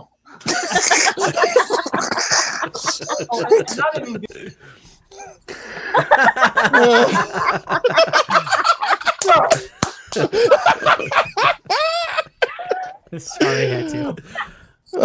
This show is so awesome. Okay. All right, that was a well thought out answer, John. Thank you. It was a hot take. Give it up for the detail. Yeah, for the details. A lot of introspection. Hard work here. Yeah, hard work. Scholarly answers, John. Yeah. Scholarly answers. All right. Here's the second general question. We can kind of like speed through this one. But speaking of villains, what is your personal favorite villain incarnation of Godzilla himself? There are plenty to choose from, but what is your favorite villain incarnation of the King of the Monsters? John, go first. Oh, well, Shin Godzilla would be the ultimate. But if it's 54, so evil incarnation. Right. Evil, antagonist, villain, whatever. Wow. Dang. I'm going to always go with the original. This is just too deep, too profound, too great. In the 54. There's others, but that's the one. How about you, Jonathan? Well, mine is a little more just design based and aesthetically speaking. And from my childhood, I just grew up on this version, and it's surprising to me because I had two in my head, two of my absolute favorites. But this one actually, to my surprise, beat out the other one, which I think a lot of people would actually be surprised about. I'm going with 84 himself. Great. And I know this Yuji Sakai sculpt is like, he doesn't have a tail. Sorry, I put him up on the shelf. I have to make room for this guy, because he doesn't fit. But just that scowl, that look, the scene where he just kicks the building over on top of the Super X and then just staring down on that red lighting and the smoke and the fire and the music by Rajiro Kuroku. I'm just like, this one right here, like, I know his ending is very sympathetic, right? Like, who wants to be dumped in a volcano, right? No one. Okay. But the way he walks around is just pure, like, I'm just going to mess shit up, And that's what he does. And I love everything, even like the dorsal plates, the aesthetic of like how the lower middle one is just so much bigger than the other ones. I just love everything about the look and fierce, right? And that's what I'm going with is 84. I love it.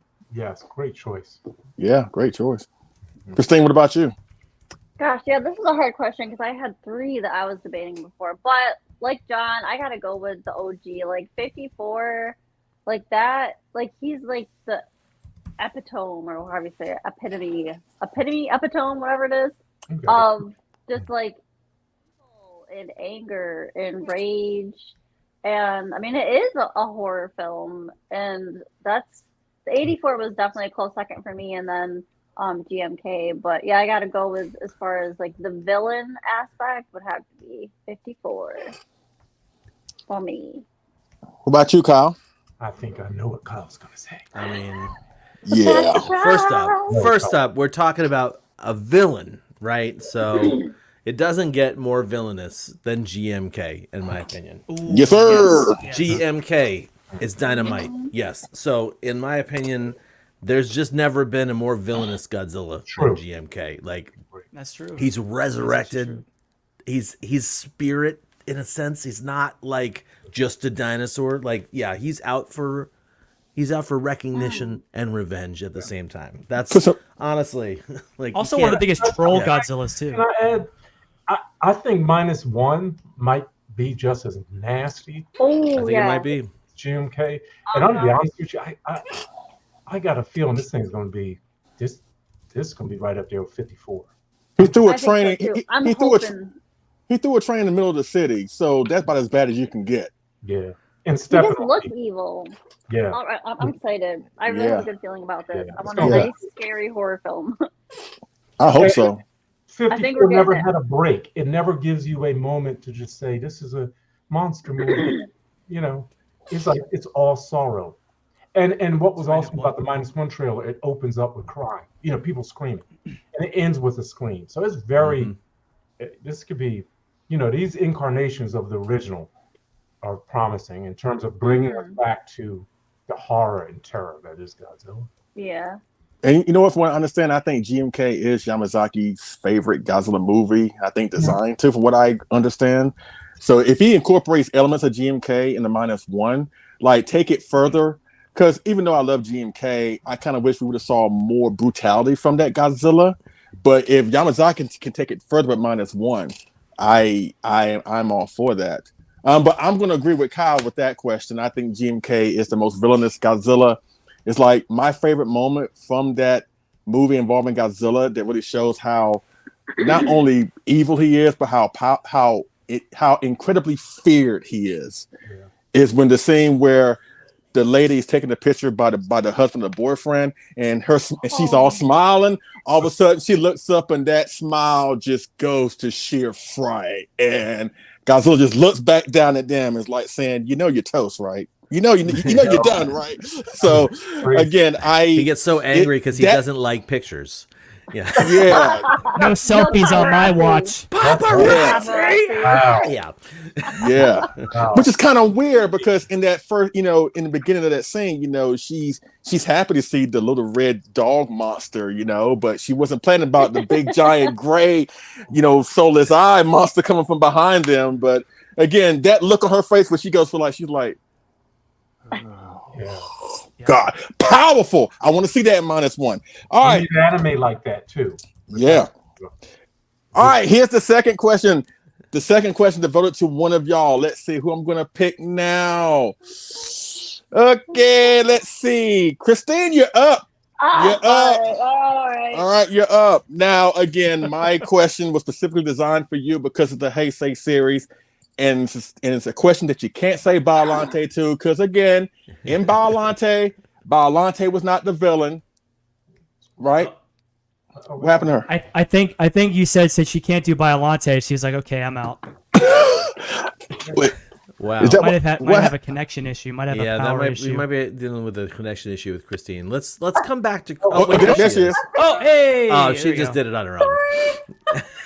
I see how it is, Christine. Uh-huh. Mm-hmm. Oh, I can't do Biollante. Oh, okay. Well. Classic. Okay. It would happen on your question, but whatever. But anyway, since you're a huge Heisei fan, but we all know the Heisei films did not just cater to Godzilla. There was Mothra and there was Gamera. So, and I'm sure you've seen all of them, maybe at least once. So again, you have to look at this from an objective point of view, because again, you are like the Heisei expert on this show. But in your opinion, which villain best exemplifies the Heisei era? Design-wise, capability, screen presence, the whole 9 yards. What is that one Heisei villain that you think epitomizes the entirety of the Heisei series, regardless of what genre films they come from? This is a good one. So this was really hard because, and even now I'm still on the fence because I have 3 that when I think of Heisei, I instantly, obviously from each, and I'm torn between, because I think Grand King Ghidorah, I think he's gonna top it out for me because he was just, explosively powerful, and I kind of liked how he was kidnapping kids to eat them. I'm not the biggest fan of kids, so I can see his reasoning here, But so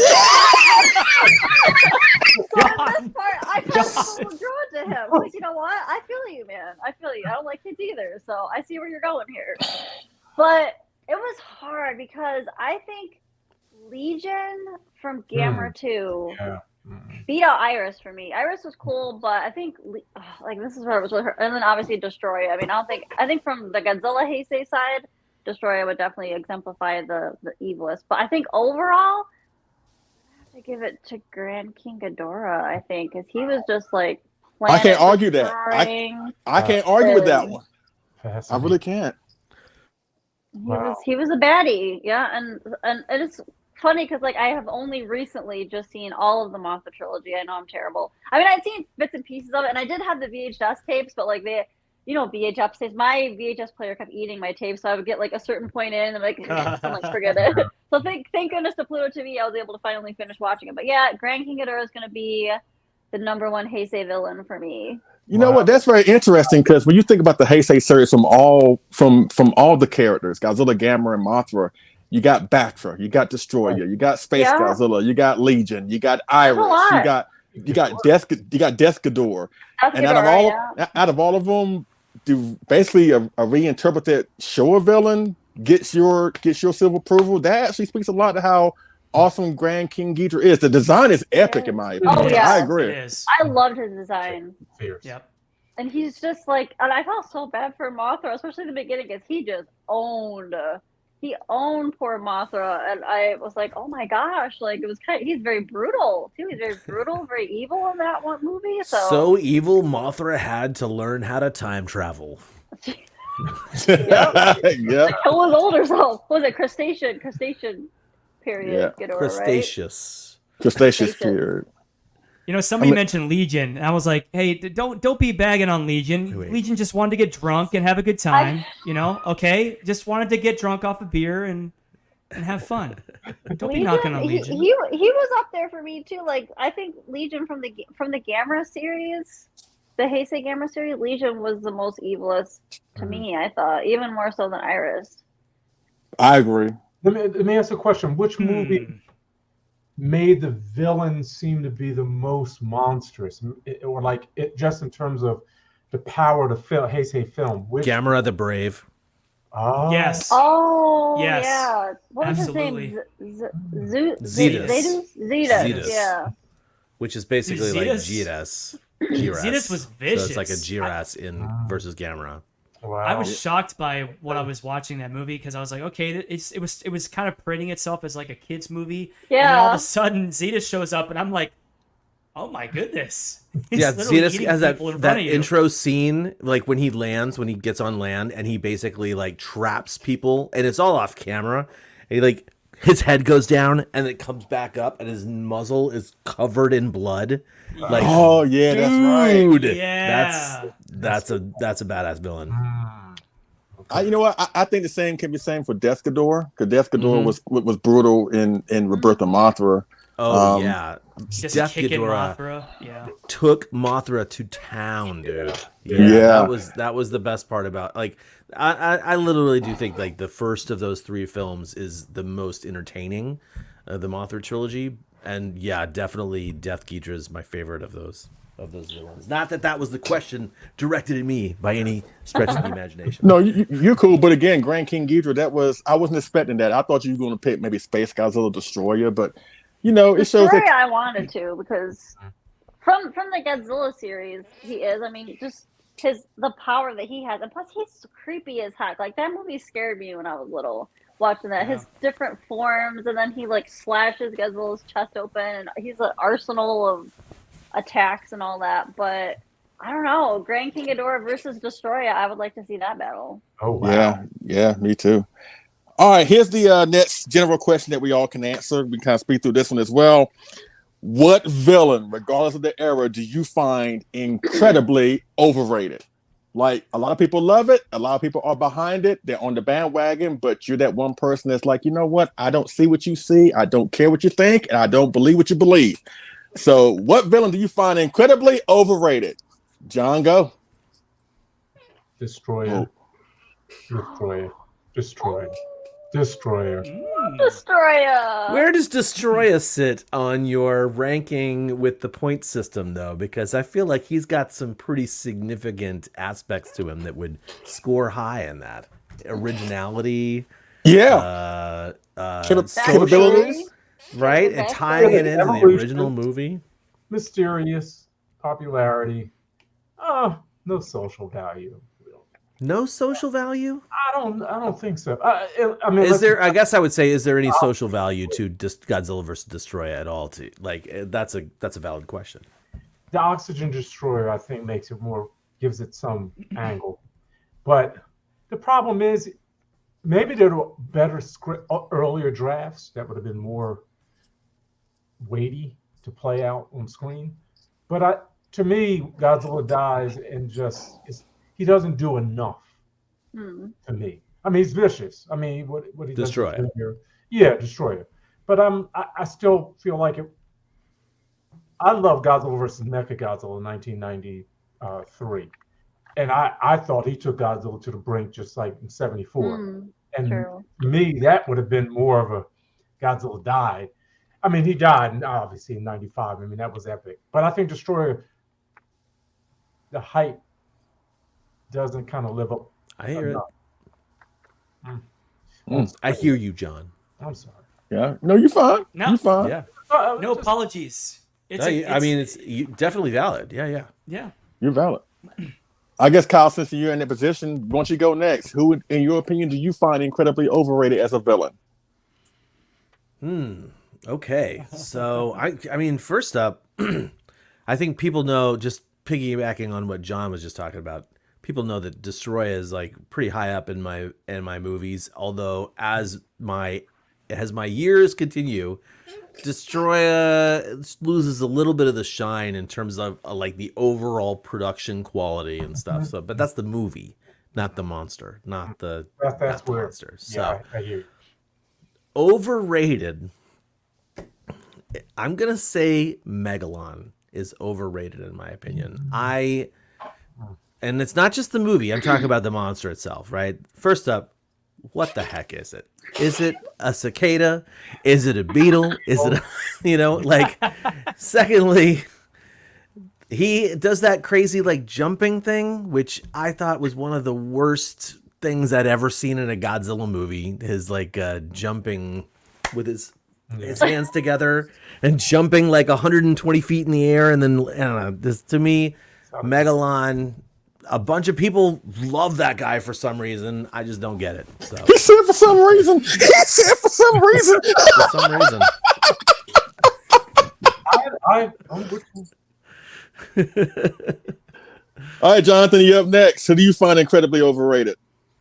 Oh boy, this is sure to get people going. I'm okay. So to preface this, I'm actually glad that John had this in his bunch because I'm not the only person.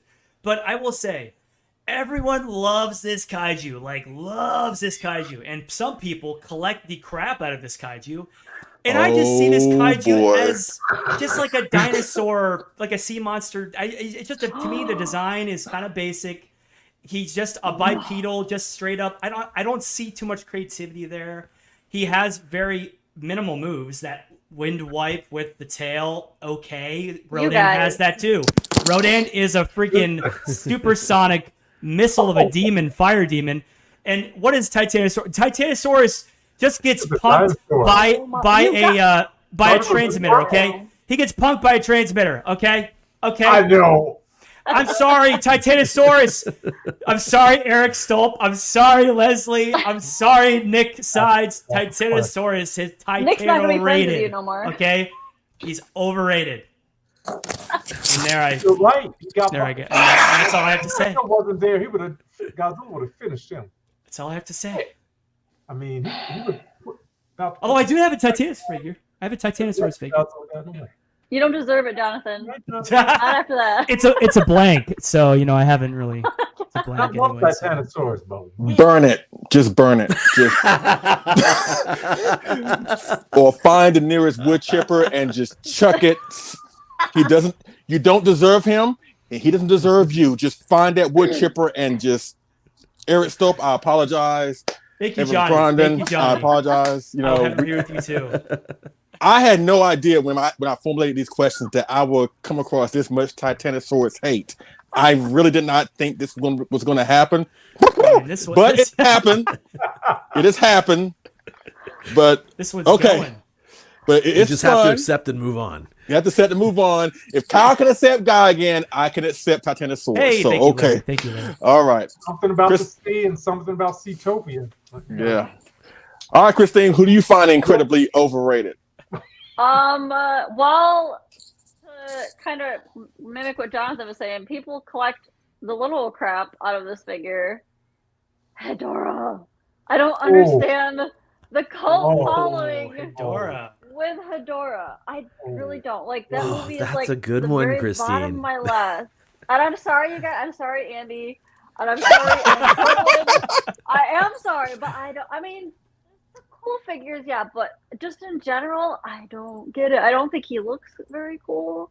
He's just kind of like a blah kind of sludge thingy. The movie's weird. The music's weird.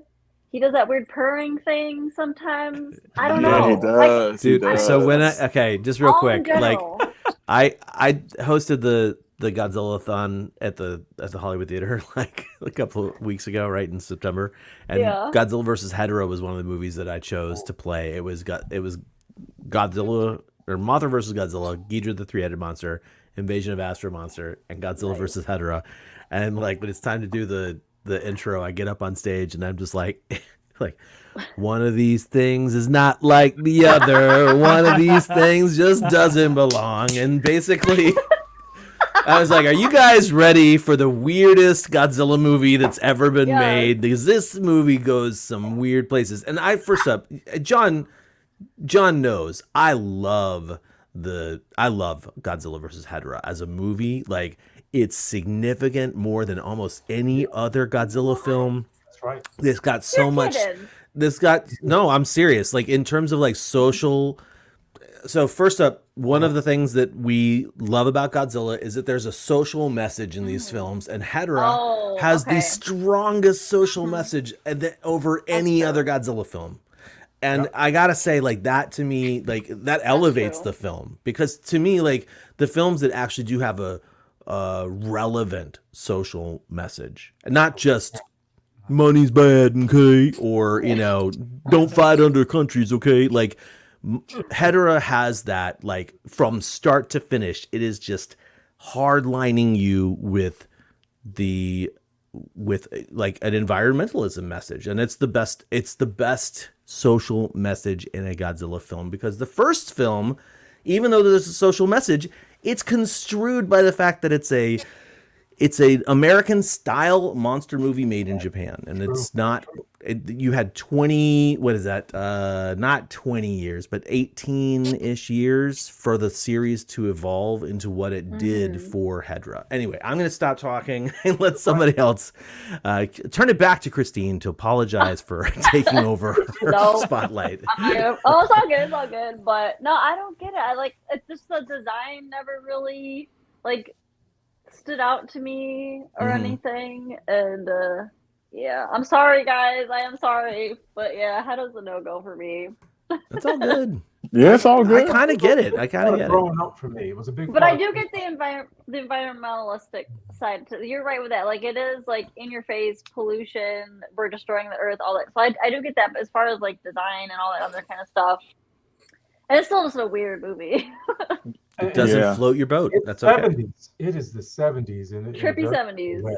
I've been thinking through each movie and thinking about quotes. What quote from each movie you could select that will be an interpretive key, that if you just gave the quote, you could unlock the movie. And I think when Kin Chan says, Superman beats them all, or Superman them all, that's the key, because it's the world through his eyes. That's why Godzilla flies. He's Superman. He's better than Superman, but he can do everything Superman can do it better and take on pollution. Watch that movie. That's a fascinating film. If you just look at it, everybody's represented in Japanese culture in some way. The oldest, the farmer, the kind of like the fisherman. I mean, just go through and see the world through their lenses, and see it through Kin's. What does the world become? And his hero, what is he? He can do something about it. But it's a profound film in a lot of ways. Just keep watching it. Just like Godzilla Revenge. Pluto running. I love Pluto. I know when I check out, I hate to say it when Mothra comes along, I check out. But it's something about that little.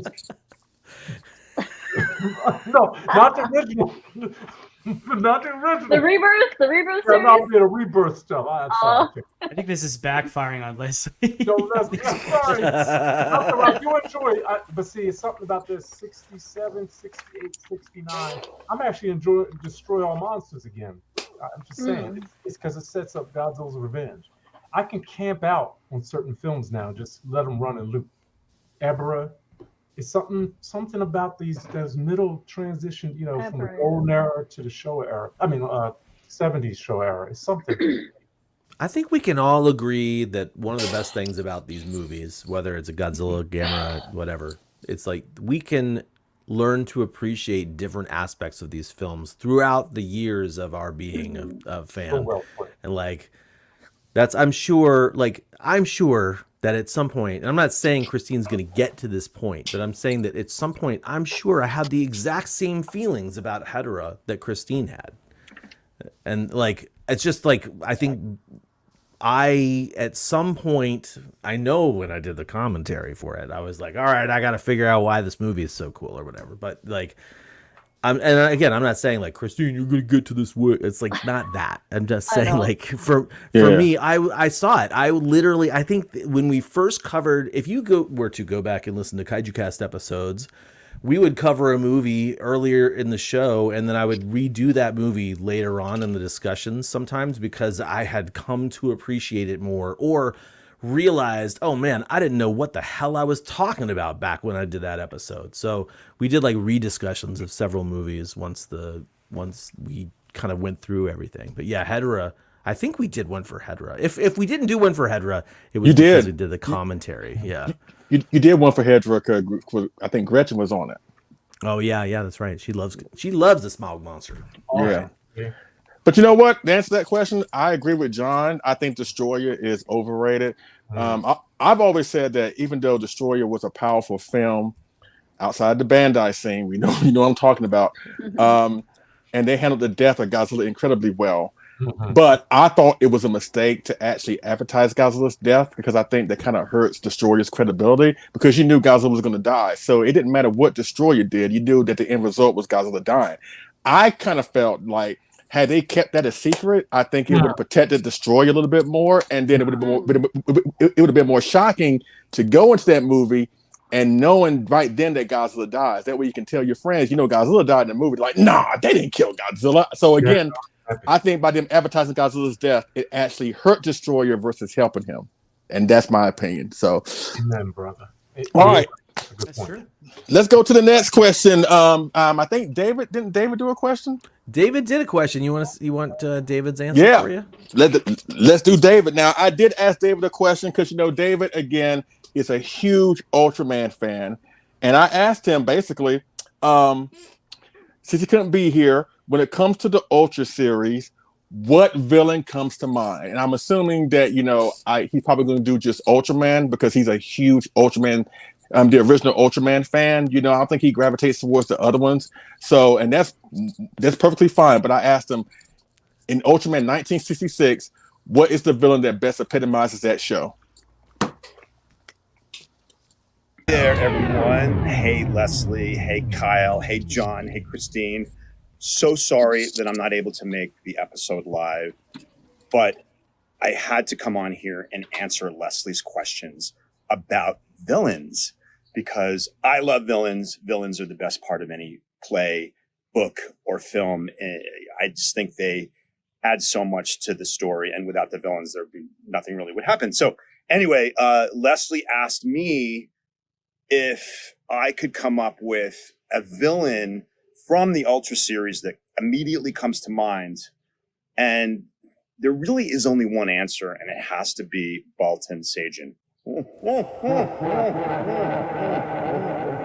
know that was terrible. I mean, it could have been the Mushroom People or Matango, but it actually is my Baltan impression. But anyway, sorry, I apologize for that. But Baltan Sajin is probably the most iconic and recognizable Ultra villain in the entire series because these aliens do show up across the spectrum of all of the incarnations of Ultraman, really. Different plans to try to take over the Earth, but my favorites, of course, are in the original series, the first 39 episodes. The first episode they appear in is episode 2, Shoot the Invader, which is where we get to see who they are and what their motivation is.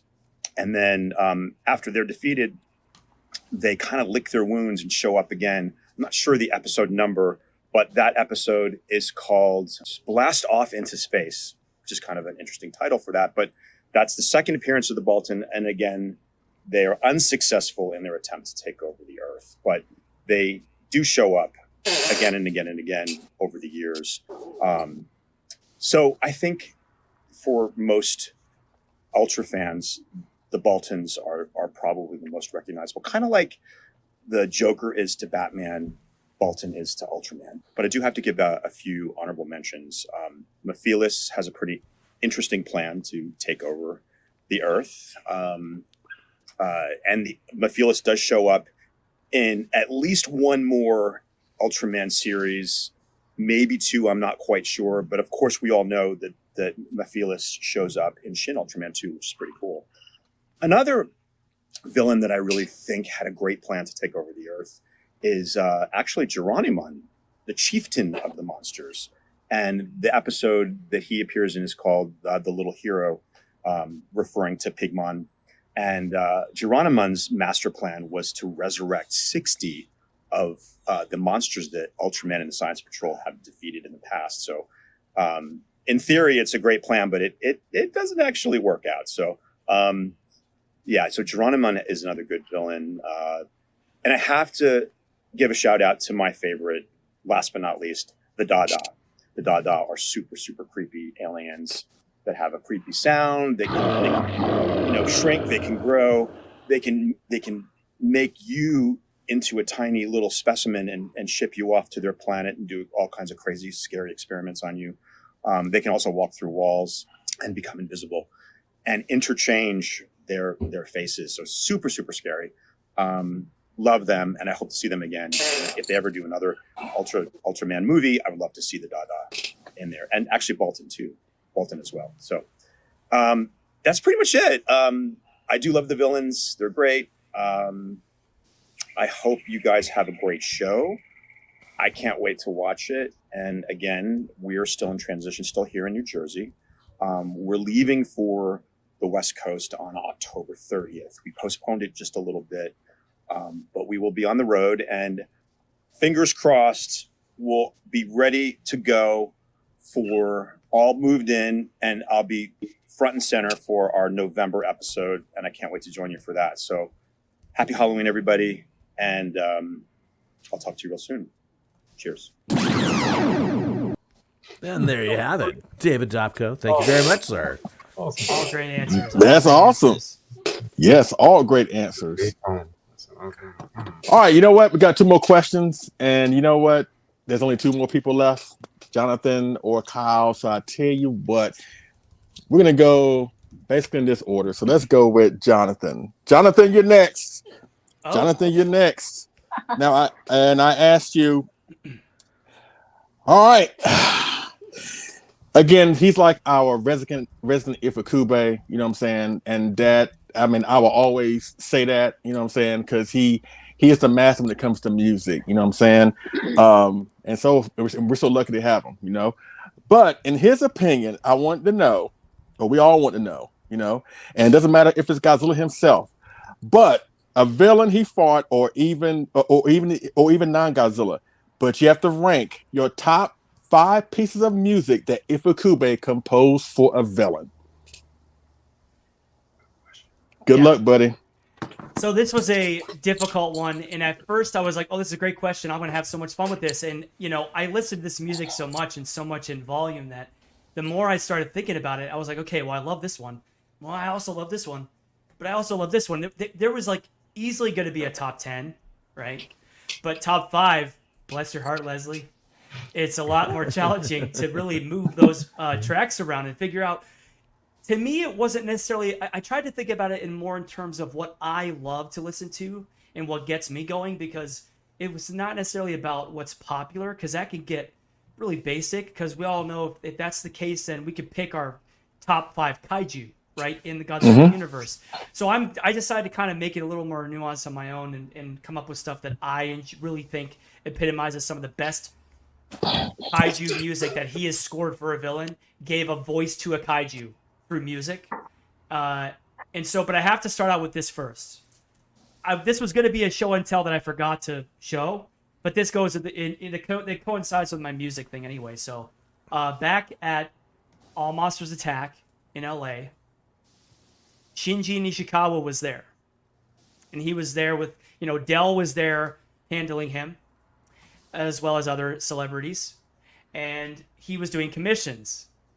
And I was thinking to myself, well, I really want to commission his, and I see all these people doing like kaijus and Godzilla and stuff. I was like, I want to go out a little bit out of the box. I want to do something that is important to me, what I love, right? Something that he necessarily hasn't done before. And it's true.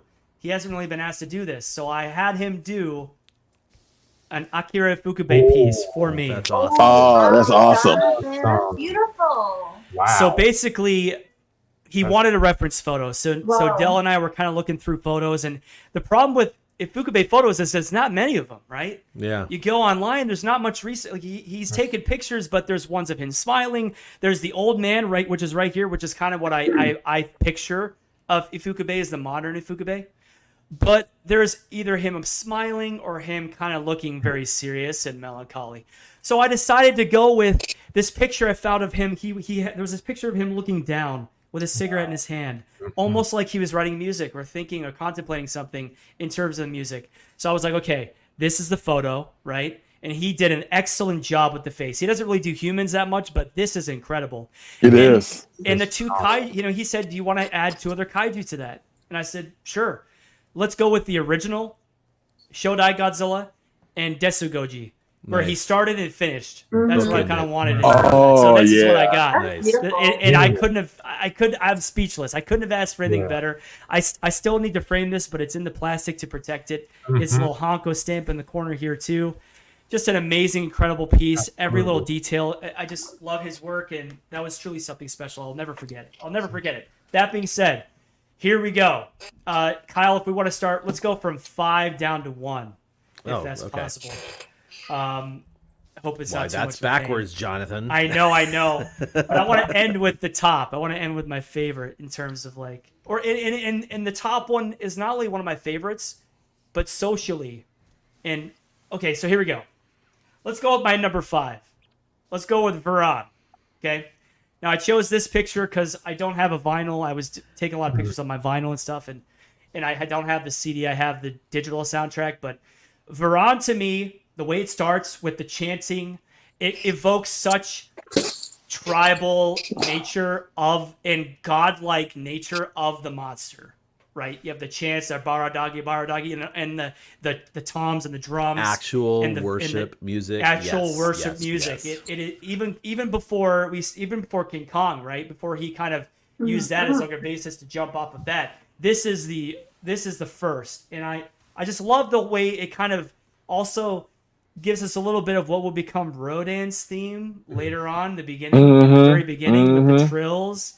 But this score in general is great, and I love Varan's theme, and I chose the main title track because to me that is evoking Varan's, and that is his theme throughout. But the main true nature of the theme in his character is with the main title, so I chose that as my number 5. Now number 4, I went with Matsumoto City and King Ghidorah. Now, the way that track starts is very frenetic. You have basically King Ghidorah just laying waste to Matsumoto City and just throwing his gravity beams at everything in sight and destroying it. And what I love about it is what I love about the original King Ghidorah theme, and this is to me my favorite version of that, because in his scores we all know he has various versions of the theme play throughout in different ways. And this one to me was the most frenetic, the most chaotic. This to me was like he is a planet destroyer in this track. That's what it's evoking to me, and that's why I chose this. And it's the OG. I could have gone with the Heisei version, right, that he reproduced, but I like to go with the OG over the Heisei. Good choice. And number 3. Oh yeah, absolutely. Now, Yep. Yes. if there was ever a title track Nothing like it. or a piece of score music or theme for a monster or a mech or a kaiju, will you name it? And I consider Mechagodzilla, Super Mechagodzilla, a villain. I do. He's a I villain. can appreciate that. And the way that Ifukube scores it is such. He understands the assignment. Yes, Godzilla is a force of nature. Yes, he is somewhat of a villain in this Heisei series. But Mechagodzilla himself, he straight up tells you in the very beginning that this thing is powerful, it's vicious, it's it's going to basically take Godzilla to task, and that's what it does. Yes, human design, of course, but I've never heard a title track that was so original of Ifukube, especially in the Heisei era, where a lot of things were recycled for good reason. You know, you want to update those themes, and they were great. But the Mechagodzilla, I guess we could say Mechagodzilla 2, even though I still call him Mechagodzilla, is one of his great contributions to not only the score music, not only the themes of a kaiju or a mech, but as a piece of score music itself. So that's number 3. And it's one of my favorites of all time. Agreed. I agree that. Yeah. I agree too. Epic. Yeah, every time I gotta put it on in the car at least once a day. So it's definitely up there. You're doing something right. Now number two. Now this one, we're getting close to the top now.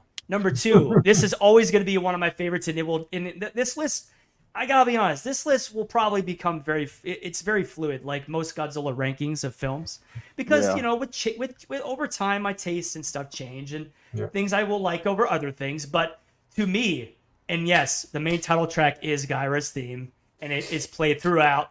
We are letting you know what this movie's all about. The way it starts, it's like a thunderous clap of like ferocity, right?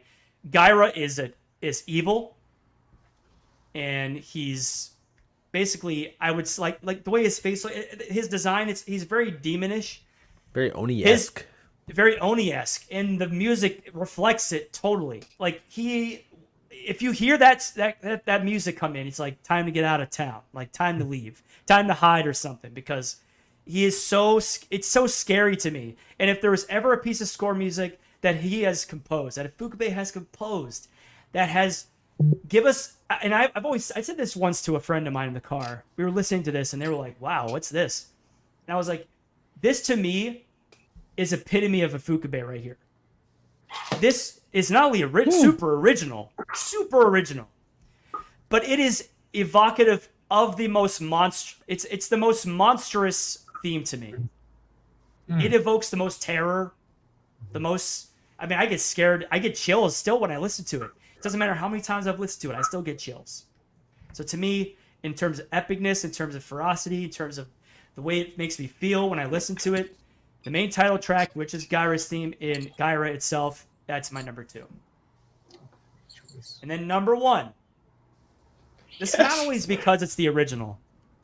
It's not only because it is such a I mean, look at the title of itself, Fury of Godzilla, and it's also been translated in different ways, Godzilla's Fury and such.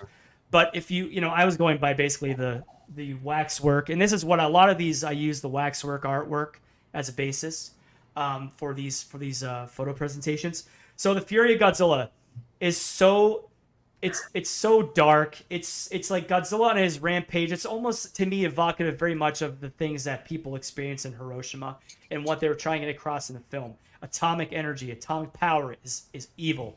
It's terrible. It's devastating. And this track is super devastating to me. This is the original film. It's the first in terms of, if you hear this track, if you really listen to it, it kind of becomes, he evolves it later on. If you add a couple more notes to it, it's very recognizable. Dun dun dun dun dun dun dun dun dun dun. You speed it up, you slow it down, you take a couple notes out. This is basically what that is. So to me, this is not only the beginning, it's the evolution of something that would become much later on.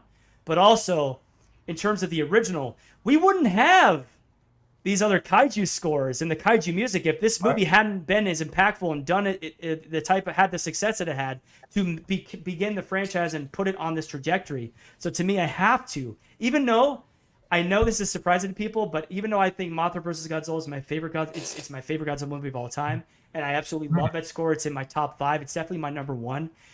To me, this one right here is on a social level, on a thematical level, and just on a pure franchise status level, is my number 1.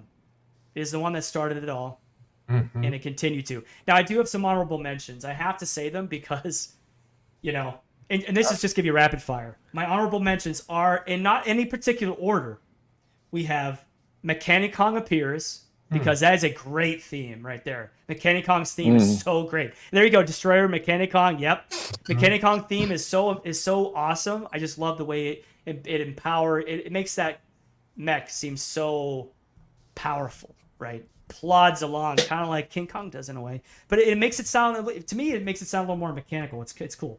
Then we have the main title, Rodan, of course. We have Rodan. And it's not that I have it in my honorable mentions because there's too many to name. I have to go with the ones that I love, and Rodan is definitely in there, but like it would be in my top 10, not my top 5. Then we have main title, Hong Kong's destruction from Godzilla vs. Destroyer. That was almost my number 5, but Varan really made it. Varan and the last really made it in there. And what I was talking about with Fury of Godzilla and how it evolved, if you listen to Fury of Godzilla and then right after listen to main title of Godzilla vs. Destroyer, you'll hear the similarities. You'll hear that was the basis, and you'll hear the extra notes and the faster pace and it's kind of like a callback in a sense. It's almost like a callback to that. It's dark. Absolutely. It's not as heroic. It's like Godzilla is really gonna go on a rampage here and destroy Hong Kong. And then we have Terror of Baragon. That almost made my top 5. Frankenstein Conquers the World is a great score. But Terror of Baragon, when he comes and destroys that village, and you really see him in his aura in his entirety at first, and he just eats the horse. He's got to eat the horse. He destroys that village. To me, that is, again, it's another it sounds devastating. The track itself just sounds devastating. He's devastating this place. It's terrifying to hear, with that lighting and the set and everything. And then, of course, the last one, and this was definitely in my top 10. It's the theme from Godzilla, or the theme from Mothra vs. Godzilla, where we truly hear the Godzilla theme, the villainous Godzilla theme, come to light. And it would basically be that from then on. Like, he basically found it.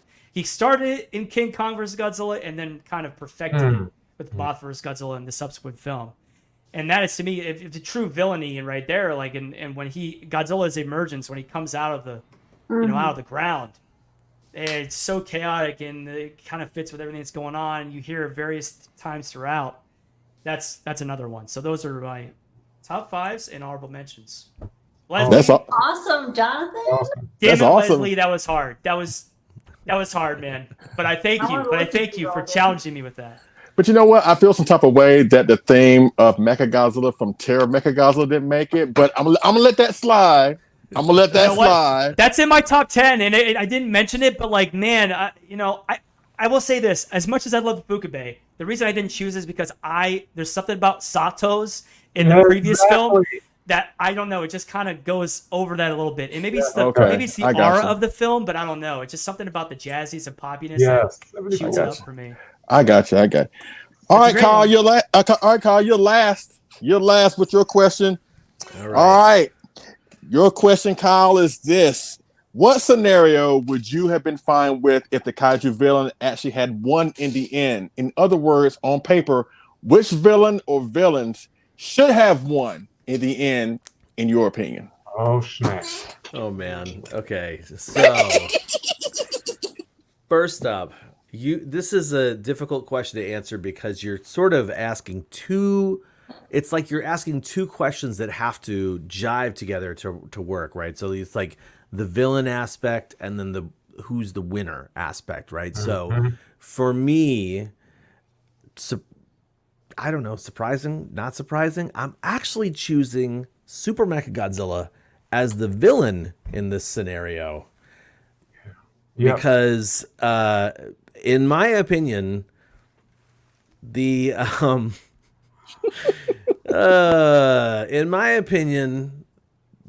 scene is kind of BS. I mean, look, I love the movie and I love Rodan. That's ultra who cute. Is a pretty terrible character in this film. They give him a cool connection to little baby Godzilla or whatever, but this is straight up fantasy. And the fact that the G-Force had the wherewithal to successfully reverse engineer the Futurians' technology to create Super Mechagodzilla, and then to bring in Miki Segusa, which is terrible, of course, to help identify the, I'm not going to say brain, but the nerve cluster in his lower back. They do it. They basically do everything they do to get Godzilla to the point where he's going to die. And if it hadn't been for Rodan, I don't hate disco. Actually, do I hate disco? I might hate disco a little bit. I'm more of a punk rock. But yeah, like if it hadn't been for Rodan and his disco glitter, then that would have been the end of the series, right? Or they would have had to figure another way to resurrect Godzilla. I just think Super Mechagodzilla on paper, not that I would think it's the more entertaining option, but on paper, that was a win for G-Force. And that's my answer. It was. It was. You're right. You're right. That was shocking. It was shocking. It's true. You know what? I want to thank y'all so much for all your input and all your thoughtful input. Even though we had some hot takes here and there, John, even though we had some hot takes here and there, y'all have came through, and I know at some point I will again formulate some more questions that will make you have a receding hairline like me. But I want to thank y'all for being good sports about it and all that good stuff. Now I know we have a giveaway to get to, but before we get to that, let's real quick at least name not our top three, but what are our three favorite villain collectibles, or at least collectibles that we have of villains in our collections. Since I'm talking, I'll go first, Kyle, if you don't mind. Yeah, go for it, I chose the 25 centimeter X Plus Kamunga. That's a villain that should be talked about more, in my opinion. So I chose that. Of course, this monster didn't get much love during the course of this show. The S Plus 30 centimeter Megalon. Figure of the year 2021. So that's great. And my last piece, of course, the MonsterVerse Spiral Studios Ghidorah. Now, say what you will about the MonsterVerse, and I'm sure David, Kyle, and John will say a lot about it. But the one thing I'm sure that even they will admit, the one thing they got right was Ghidorah. At least they got Ghidorah right in terms of design, in terms of what he did in the film. Being a villain, definitely. Yes, absolutely. Yeah. Absolutely. So that's what I'm picking. The S Plus 25 centimeters Kamunga, the 30 centimeter Megalon, and of course the Spiral Studios Ghidorah.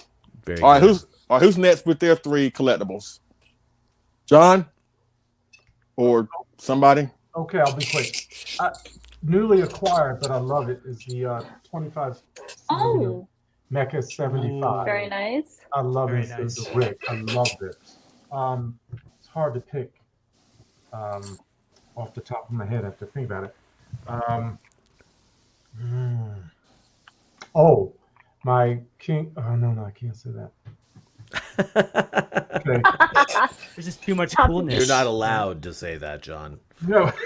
Trying to think of because I don't collect that much. Well, it's all Mecha Godzilla. Well, the powerful pipe from Cass, even though there you go, he's Mecha Godzilla. I love it. And let's see, villain. You're just reaching at this point. No, if it's not Mecha, it wasn't made for me. You're not picking Shin Godzilla? Don't you got Shin Godzilla in your collection? I know Shin Godzilla is a villain, but I see he's Shin just as much a villain as the 84 and the 54. Yeah, but see, he's wrapped up with the earthquake, tsunami, meltdown. All right, now you're pulling teeth. Now you're just pulling teeth. I don't really think he was a villain, Shin Godzilla. He was just kind of like in the wrong place at the wrong time. To me, it's a manifestation. It's a manifestation. It almost has no, until they mess with him the wrong way, it got personal. I'm trying a third item that would really be. No, I'm gonna have a regret later that I didn't mention something. But okay, I really threw Destroyer under the bus, but that 25 centimeter X Plus Destroyer is fabulous. It is very nice. You not only threw him on the bus, you decapitated him. You set him on fire. You. But Kyle made a point that it's the execution in terms of. I agree. I think You're it's not so wrong. bulky that at times you just is like, is he really moving? I mean, is he really doing anything? And I don't mean to take from it, but that's a lot of work. You know, that's a lot of work for that size of a suit. But if he was animated, he'd probably look ridiculous. So there's somewhere in between where I think it was better execution. It would have been more ferocious and, you know, not seem like he really didn't do much at all. He just messed with Junior too much. He did. I mean, yeah. All right, Christine. What about you? You're 3. So I'm going to contradict myself totally because I know that I said he was totally overrated, which he is. I still feel like, but you don't deserve to have him in your collection. I mean, honestly, this is pretty cool. The smokestack by CCP, and I think his eyes still lit. One of his eyes still light up. That's awesome. Yeah, smack him in the head. Yeah. I know. But I mean, this is one of my favorite colorways of this thing. It is a cool sculpt, and the very varieties of colorways that he does with this. So that's my first one, the CCP smokestack Hydra. And then when you mentioned villain collectibles, like the number one standout, I think, has got to be the Gigabrain. Oh, okay. Oh, that's a monster. Like you can't like if you don't have one of these, you gotta try and get one. I mean, not only is it, as you can see, extremely massive, but so well sculpted. Just a great soft vinyl representation of the Showa King Ghidorah. I mean, this thing is just phenomenal. Yes, and luckily, this is becoming a little bit more easier to get a hold of one of those. And then my last one's got to be nice. Marmot. Yeah, I mean, they're definitely. Oh, yeah. I mean, maybe Namikawa's not really a villain, but I mean, these are just really cool. I love when we get soft vinyl representations of human characters because there is not a lot. I mean, this guy's pretty bad. I wish it was Kazuki Kitamura. I would love, you know. Jesus Christ. All right, you're out of here. Yoshio Tsuchiya is rolling in his grave right now. I'm sorry. He's making those Exian noises right now. He's like, again, where's the truck? Where's the truck? Jonathan. I got it. Where's it? Hold on. I got it. Whoa. Where's it at? There it is. Somehow it just doesn't. I gotta have the crush same- you guys. I'm sorry. He was my crush. Besides Megumi.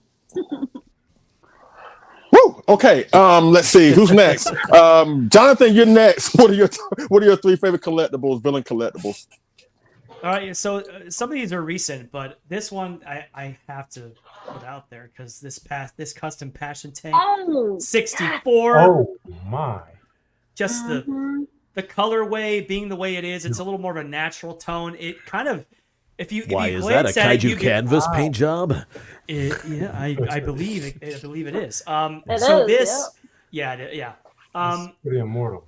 Great work, obviously, but like I love the work on the spines here, on the dorsal plates, and it kind of looks like, in a sense, the emergence in a way right here. It does. But also, if you kind of glance at it, it doesn't really kind of. I mean, if I were to have this just sitting here, I don't know if you would necessarily say it was so Fubi right off the bat, like just the way it looks, just in general. So that's why Very I love realistic. this. Great choice, Number Jonathan. 2, well, this one I did at the Hall of Fame panel at Chief Fest. Yes, absolutely. The diver, this colorway specifically. I have poor little Sarazawa right here, but you know, right here, this guy right here is probably one. It was my one of my first big grails that I received, or that I not received, but I got, and it was a pretty penny, but worth it nonetheless. But yeah, I just love this guy, and it took me a longest time to realize that these glow. I was like, the lights turned off one night. I was kind of freaked out. I was like, oh, that's glow. Cool.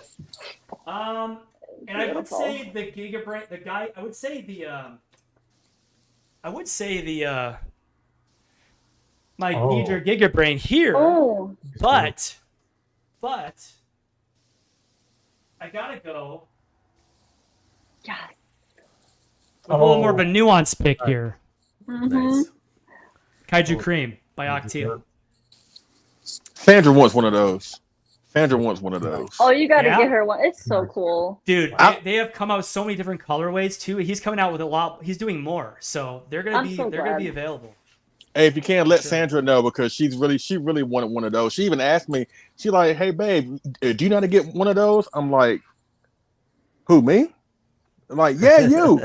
Oh, dude, Like- I wish I would have known. I would have totally Yeah. like copped one at Japan World Heroes. There was this is where I got that one actually. Yeah, but Well, she now only you know. asked. Yeah, she asked her like maybe like 2 weeks ago, and again Oh, okay. I was like, babe, I don't do that. I don't do that. But I'll let At my least crew Sandra's know. got good taste. Yeah, Yeah. well, I mean, well, that's fine. Ooh. Somebody's got to have good taste over there. I mean- Thank I God mean- for Sandra. Burn. Yeah, thank God for Sandra. Because I mean, hey, look, my first ever gamer film that made me a fan was Super Monster, so I already know my tastes are crappy as hell. So I don't care. Come again. Yeah, so I don't care. But hey, it is what it is. All right, Kyle, what are your 3 villain collectibles? All right, so I don't have a lot of things that I could show off behind me, but going in, actually, let's start with the thing that's not around. And this is probably a fluid list, just like some of the other people we're talking about.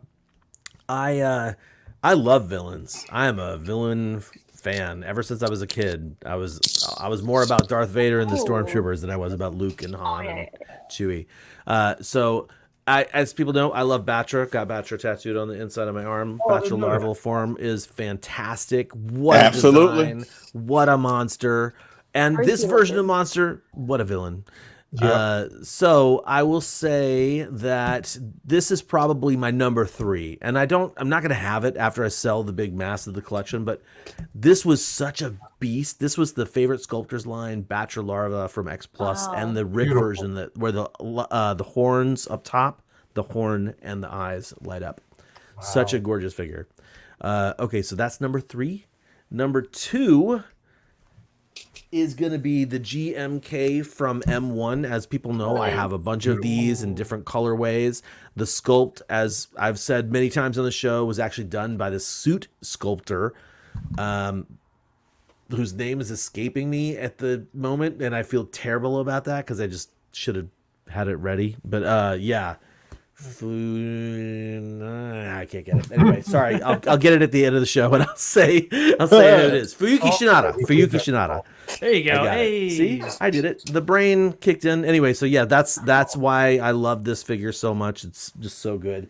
And the number 1 is Masami Yamada's Gigan sculpt, and I just think this thing is so badass. And again, I've got a bunch of these things, and this is actually. Yes, of all of them, this is my favorite of the colorways too. Red vinyl. Pretty. Awesome. So there's my answers for you, Leslie. Leslie, can I make an amendment? Because Yeah. Christine, when she mentioned Hedora, and I don't have the book in front of me, I just have another one. Look, this book on Hedora is one of the best kept secrets. And thank you, Andy Peters, for hooking me up. This is a treasure of everything you want to know about the movie. What? It's phenomenal. Wow. It has a glossary. It'll tell you about the animations, everything. And I got a new book that actually, I can't believe I don't have it here. I think I have it under glass because has the script inside and everything. Oh, okay. Wow. Beautiful. It's hard you just don't get books and good stuff about Hedora unless it's old. But this collectible, if you want, this is the one to have. Just saying, it's in Japanese. To use Google Translate to go to town. But I tell you, you never disappoint, John. You never disappoint. Yeah. But again, thank you to everybody, the host, to everybody in the chat for chiming in. Thank you for entertaining my questions. I hope they weren't too hard. But again, this is all from our individual perspectives, and we all don't think the same, because if we did, it'll be a boring fandom and a boring show, and we don't do boring around here. So again, thank you all so much for entertaining my questions. I really do appreciate it. And there's more to come on a Fun. future episode, but I'll let y'all breathe for 6 months before we get to that point. So, Right on. Fantastic. Well, you know, normally on the show, after we finish the segment, we sometimes do a giveaway. And so we are going to do a giveaway. I'm going to announce the giveaway hashtag that you're going to put it in the comments and obviously show off what the goods are. But then we're going to go straight into the collector moment while we collect those entries. So I'm just going to go ahead right now and say, this has been a very interesting time for me, packing up the collection that I just packed up just a little over a year ago and getting rid of a bunch of stuff. I had to go through. I still have to go through a bunch of stuff before we get moving. But I grabbed a whole bunch of stuff from the Kaiju Cast archives, and I thought it would be kind of fun to do basically a Kaiju Cast prize pack. So we're going to be including several things here, and I'm just going to put each one up individually. Number one is a button from the Godzilla Hotel, the Shinjuku Gracery in Japan. Cool. Number two is the last remaining Kaiju Core lanyard, which might not sound like a big deal, but oh my God, people went nuts for these at G-Fest because, you know, they give you the badge with just like a pin that you're supposed to poke holes in your shirt with. Yeah. So lanyard. Nice. Also, a Kaiju Core patch. Lovely, beautiful Kaiju Core logo. This is also going to include a miniature notebook with Jiras and Kemler, I think is the name of that monster. No, I don't think that's right. Kiara. If only with David was here. Anyway, this is just a little notebook, came from Japan. It just doesn't have much in it. It's just a sketchbook, probably. After that, we have a couple of Shin Godzilla Roadshow Chirashis. Two. And, oh yeah, that's another Shin Godzilla Yeah, Chirashi. very cool. It's great to have them. Here's something you don't see every day. In 2018, March of 2018, I went to Las Vegas to the licensing show. Oh, Kyle. Where they had really cool stuff going on, including this little silly fan. Oh, that's awesome! What? So let me buy that. No, I got something else for you, John. Wink. But yeah. And last but not least, this is an oldie but a goodie, and I appreciate the guy who gave it to me, although I cannot remember who it was at this point. The Godzilla Treasury Edition from IDW. All of this is going into the prize pack. Wow. Look at this beautiful that- printing. Oh my God! Now that is So a there you prize go. pack. That's Little prize cool. pack. We used to do that at the Kaiju Cast all the time. Prize packs. cool. Just a lot of fun. Give away little stuff here and there. So all of these things will get put into an envelope, and we will be giving away this to the person that gets chosen. Oh, there's one thing left I didn't show. This goes with the lanyard. This is a Kaiju Core that's cool. lanyard That's badge, cool. right? So it's love you it. already got your security clearance as a captain. That doesn't do anything, but you know, just for fun. History. It's history. It's Collectible Monsters history, at least. So the deal is we're going to use the StreamYard giveaway tool. What I'd like people to do, if you're interested in this prize pack, please put in the comments as you're watching live, hashtag Kaiju Casting.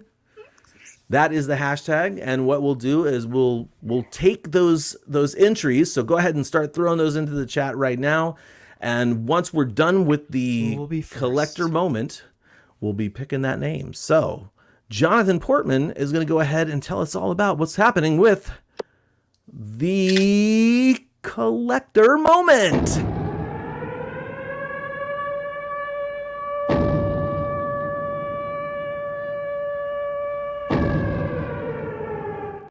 Take it away, my friend.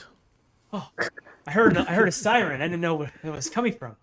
Oh, hey guys. Oh, we're back for another collector's moment. Unfortunately, we don't have Nick and we don't have Ryan with us today. Ryan is under the weather. Hope you feel better, Ryan. And Nick is getting ready for a big trip he's going on, so he's busy packing.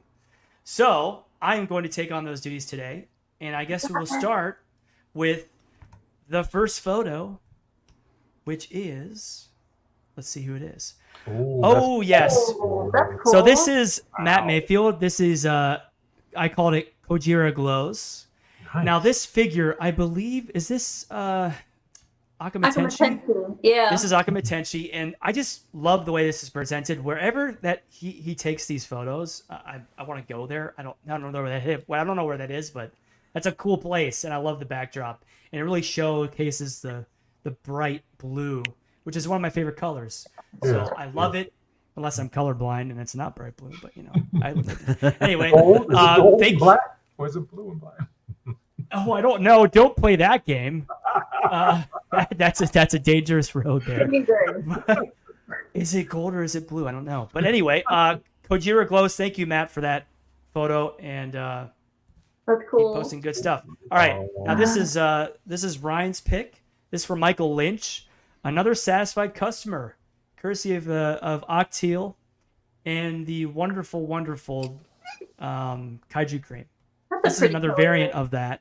I'm pretty sure this is a variant that he would have had to have gotten in store in my hometown of Pittsburgh, where his shop is located. Oh yeah, So- this looks like the Octeal. I think it's an colorway, Octeal right? store colorway. Yeah, Yeah. so that's pretty cool. So yeah, awesome pickup. Yeah, so if you're And- in Pittsburgh or Pittsburgh or something, Yeah, you can it's go in to Pittsburgh. Octeal's tattoo shop and not only pick up a figure maybe, but you could definitely get one and get a tattoo. That's amazing. Oh, Absolutely. It's cool. Adam from Thursday Toys says this might be the Gam Jam exclusive, or maybe he's saying you can get the Gam Jam exclusive. There's a short a show called the Gam Jam that happened, I think, this past weekend in Portland. I did not get up to it, unfortunately, but So maybe that's Buana from that. Spoons put it on. Actually, people watching live, do you guys know who Buana Spoons is? And would you want to see an interview with him? Because he's my buddy from back in the day, and I could definitely get him on the show. Anywho, please The answer continue is with yes. your collector moment. I think the answer would be yes, emphatically. Next, okay, this is one of my favorite ones. And it's not even one that I chose. This is one that Nick chose. Awesome. And, since we're in spooky season, one of my favorite times of the year, what a perfect way to bring it in with Yokai Village from Jonathan Birdsey. What a great array of yokai we have here. I know Kyle is going to love this. I just watched those movies just like 6-7 months ago. And I was like, I don't remember Kyle being like, I just let me know what you think. They're quite interesting. I don't want to, he's like, I don't want to pump them up for you or anything, but I was like, I fell in love with them instantly. Just the vibe they bring off and the tone and the atmosphere. I'm going to watch those movies. And I'm going to cycle them in this month for sure. So great post. Thank you, Jonathan. Great collection. Yeah, it's a beautiful. Fabulous. Oh, yes. And here we go. Greg Benton, always impressing with his collection. We have the Flock Groweth from Greg Benton, and it's the Rodan Roundup. I have to get me one of these, guys. I gotta get a Rodan. I don't have one. It looks like he had. I mean, it's kind of fitting. I didn't know you guys were going to be showing off yours, and so it's kind of funny that they were showing off his. And I didn't even notice until now when you said it. The heads, they tilt up and down. Yeah. I didn't notice they were angled to look It's such at a cool him, which is feature. even better. Yeah. And I love the colors. I love the brown color. I love the natural colorway. I love the blue, the red's gray, the orange, and the one in the back is that's not Sun Guns, is it? No, that's the Pilot Ace? Parababy. The Parababy, and it's beautiful. So I just realized I don't have a Rodan in my collection. Oh dear Lord, I gotta get one. So yeah. You're in luck So because thank- these, when they come out, they should be so much cheaper than what you would have to spend on a Marmot Parababy Rodan. Chef's kiss. So thank you, Greg, for showing those off. And I love the books you have in the background too. Oh, here we go. Oh, so cute. I love this. Nap time.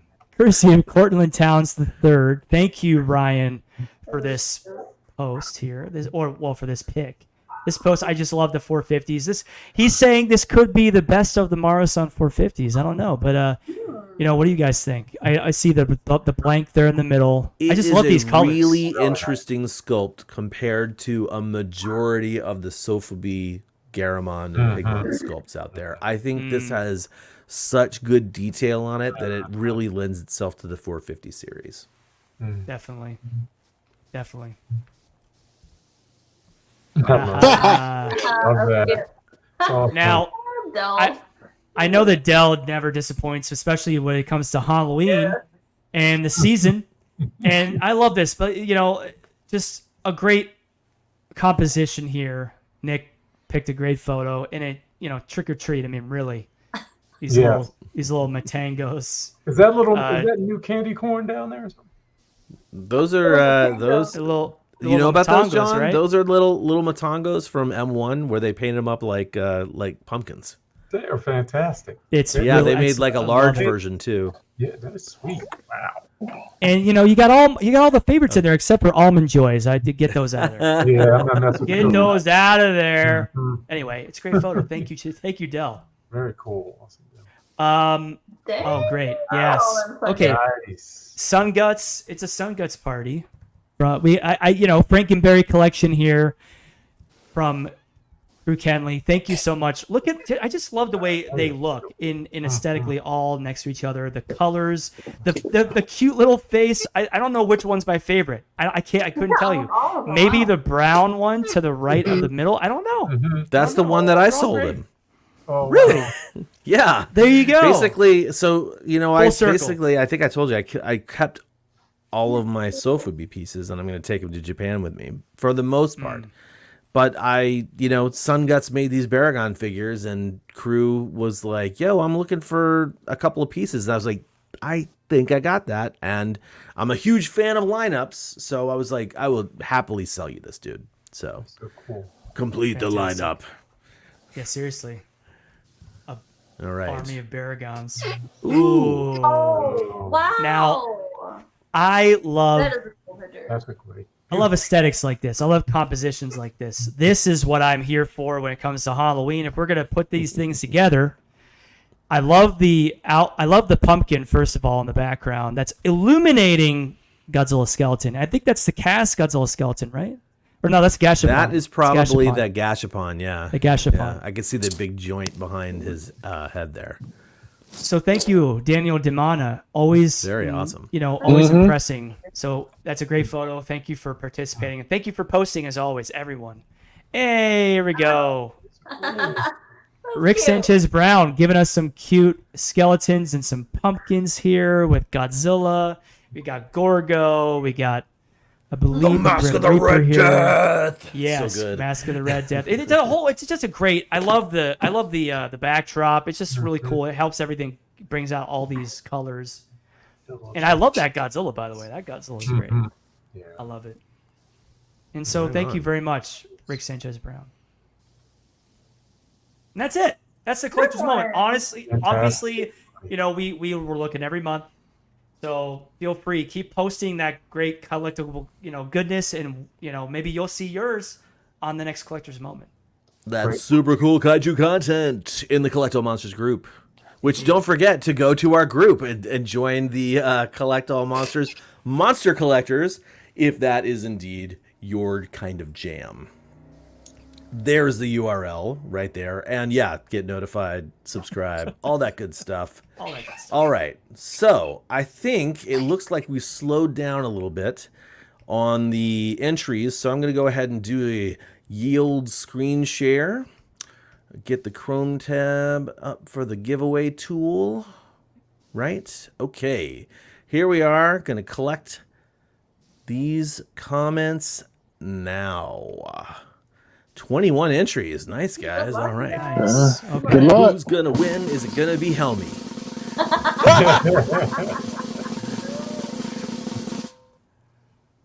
Larry Latham. Dude, congratulations, Larry.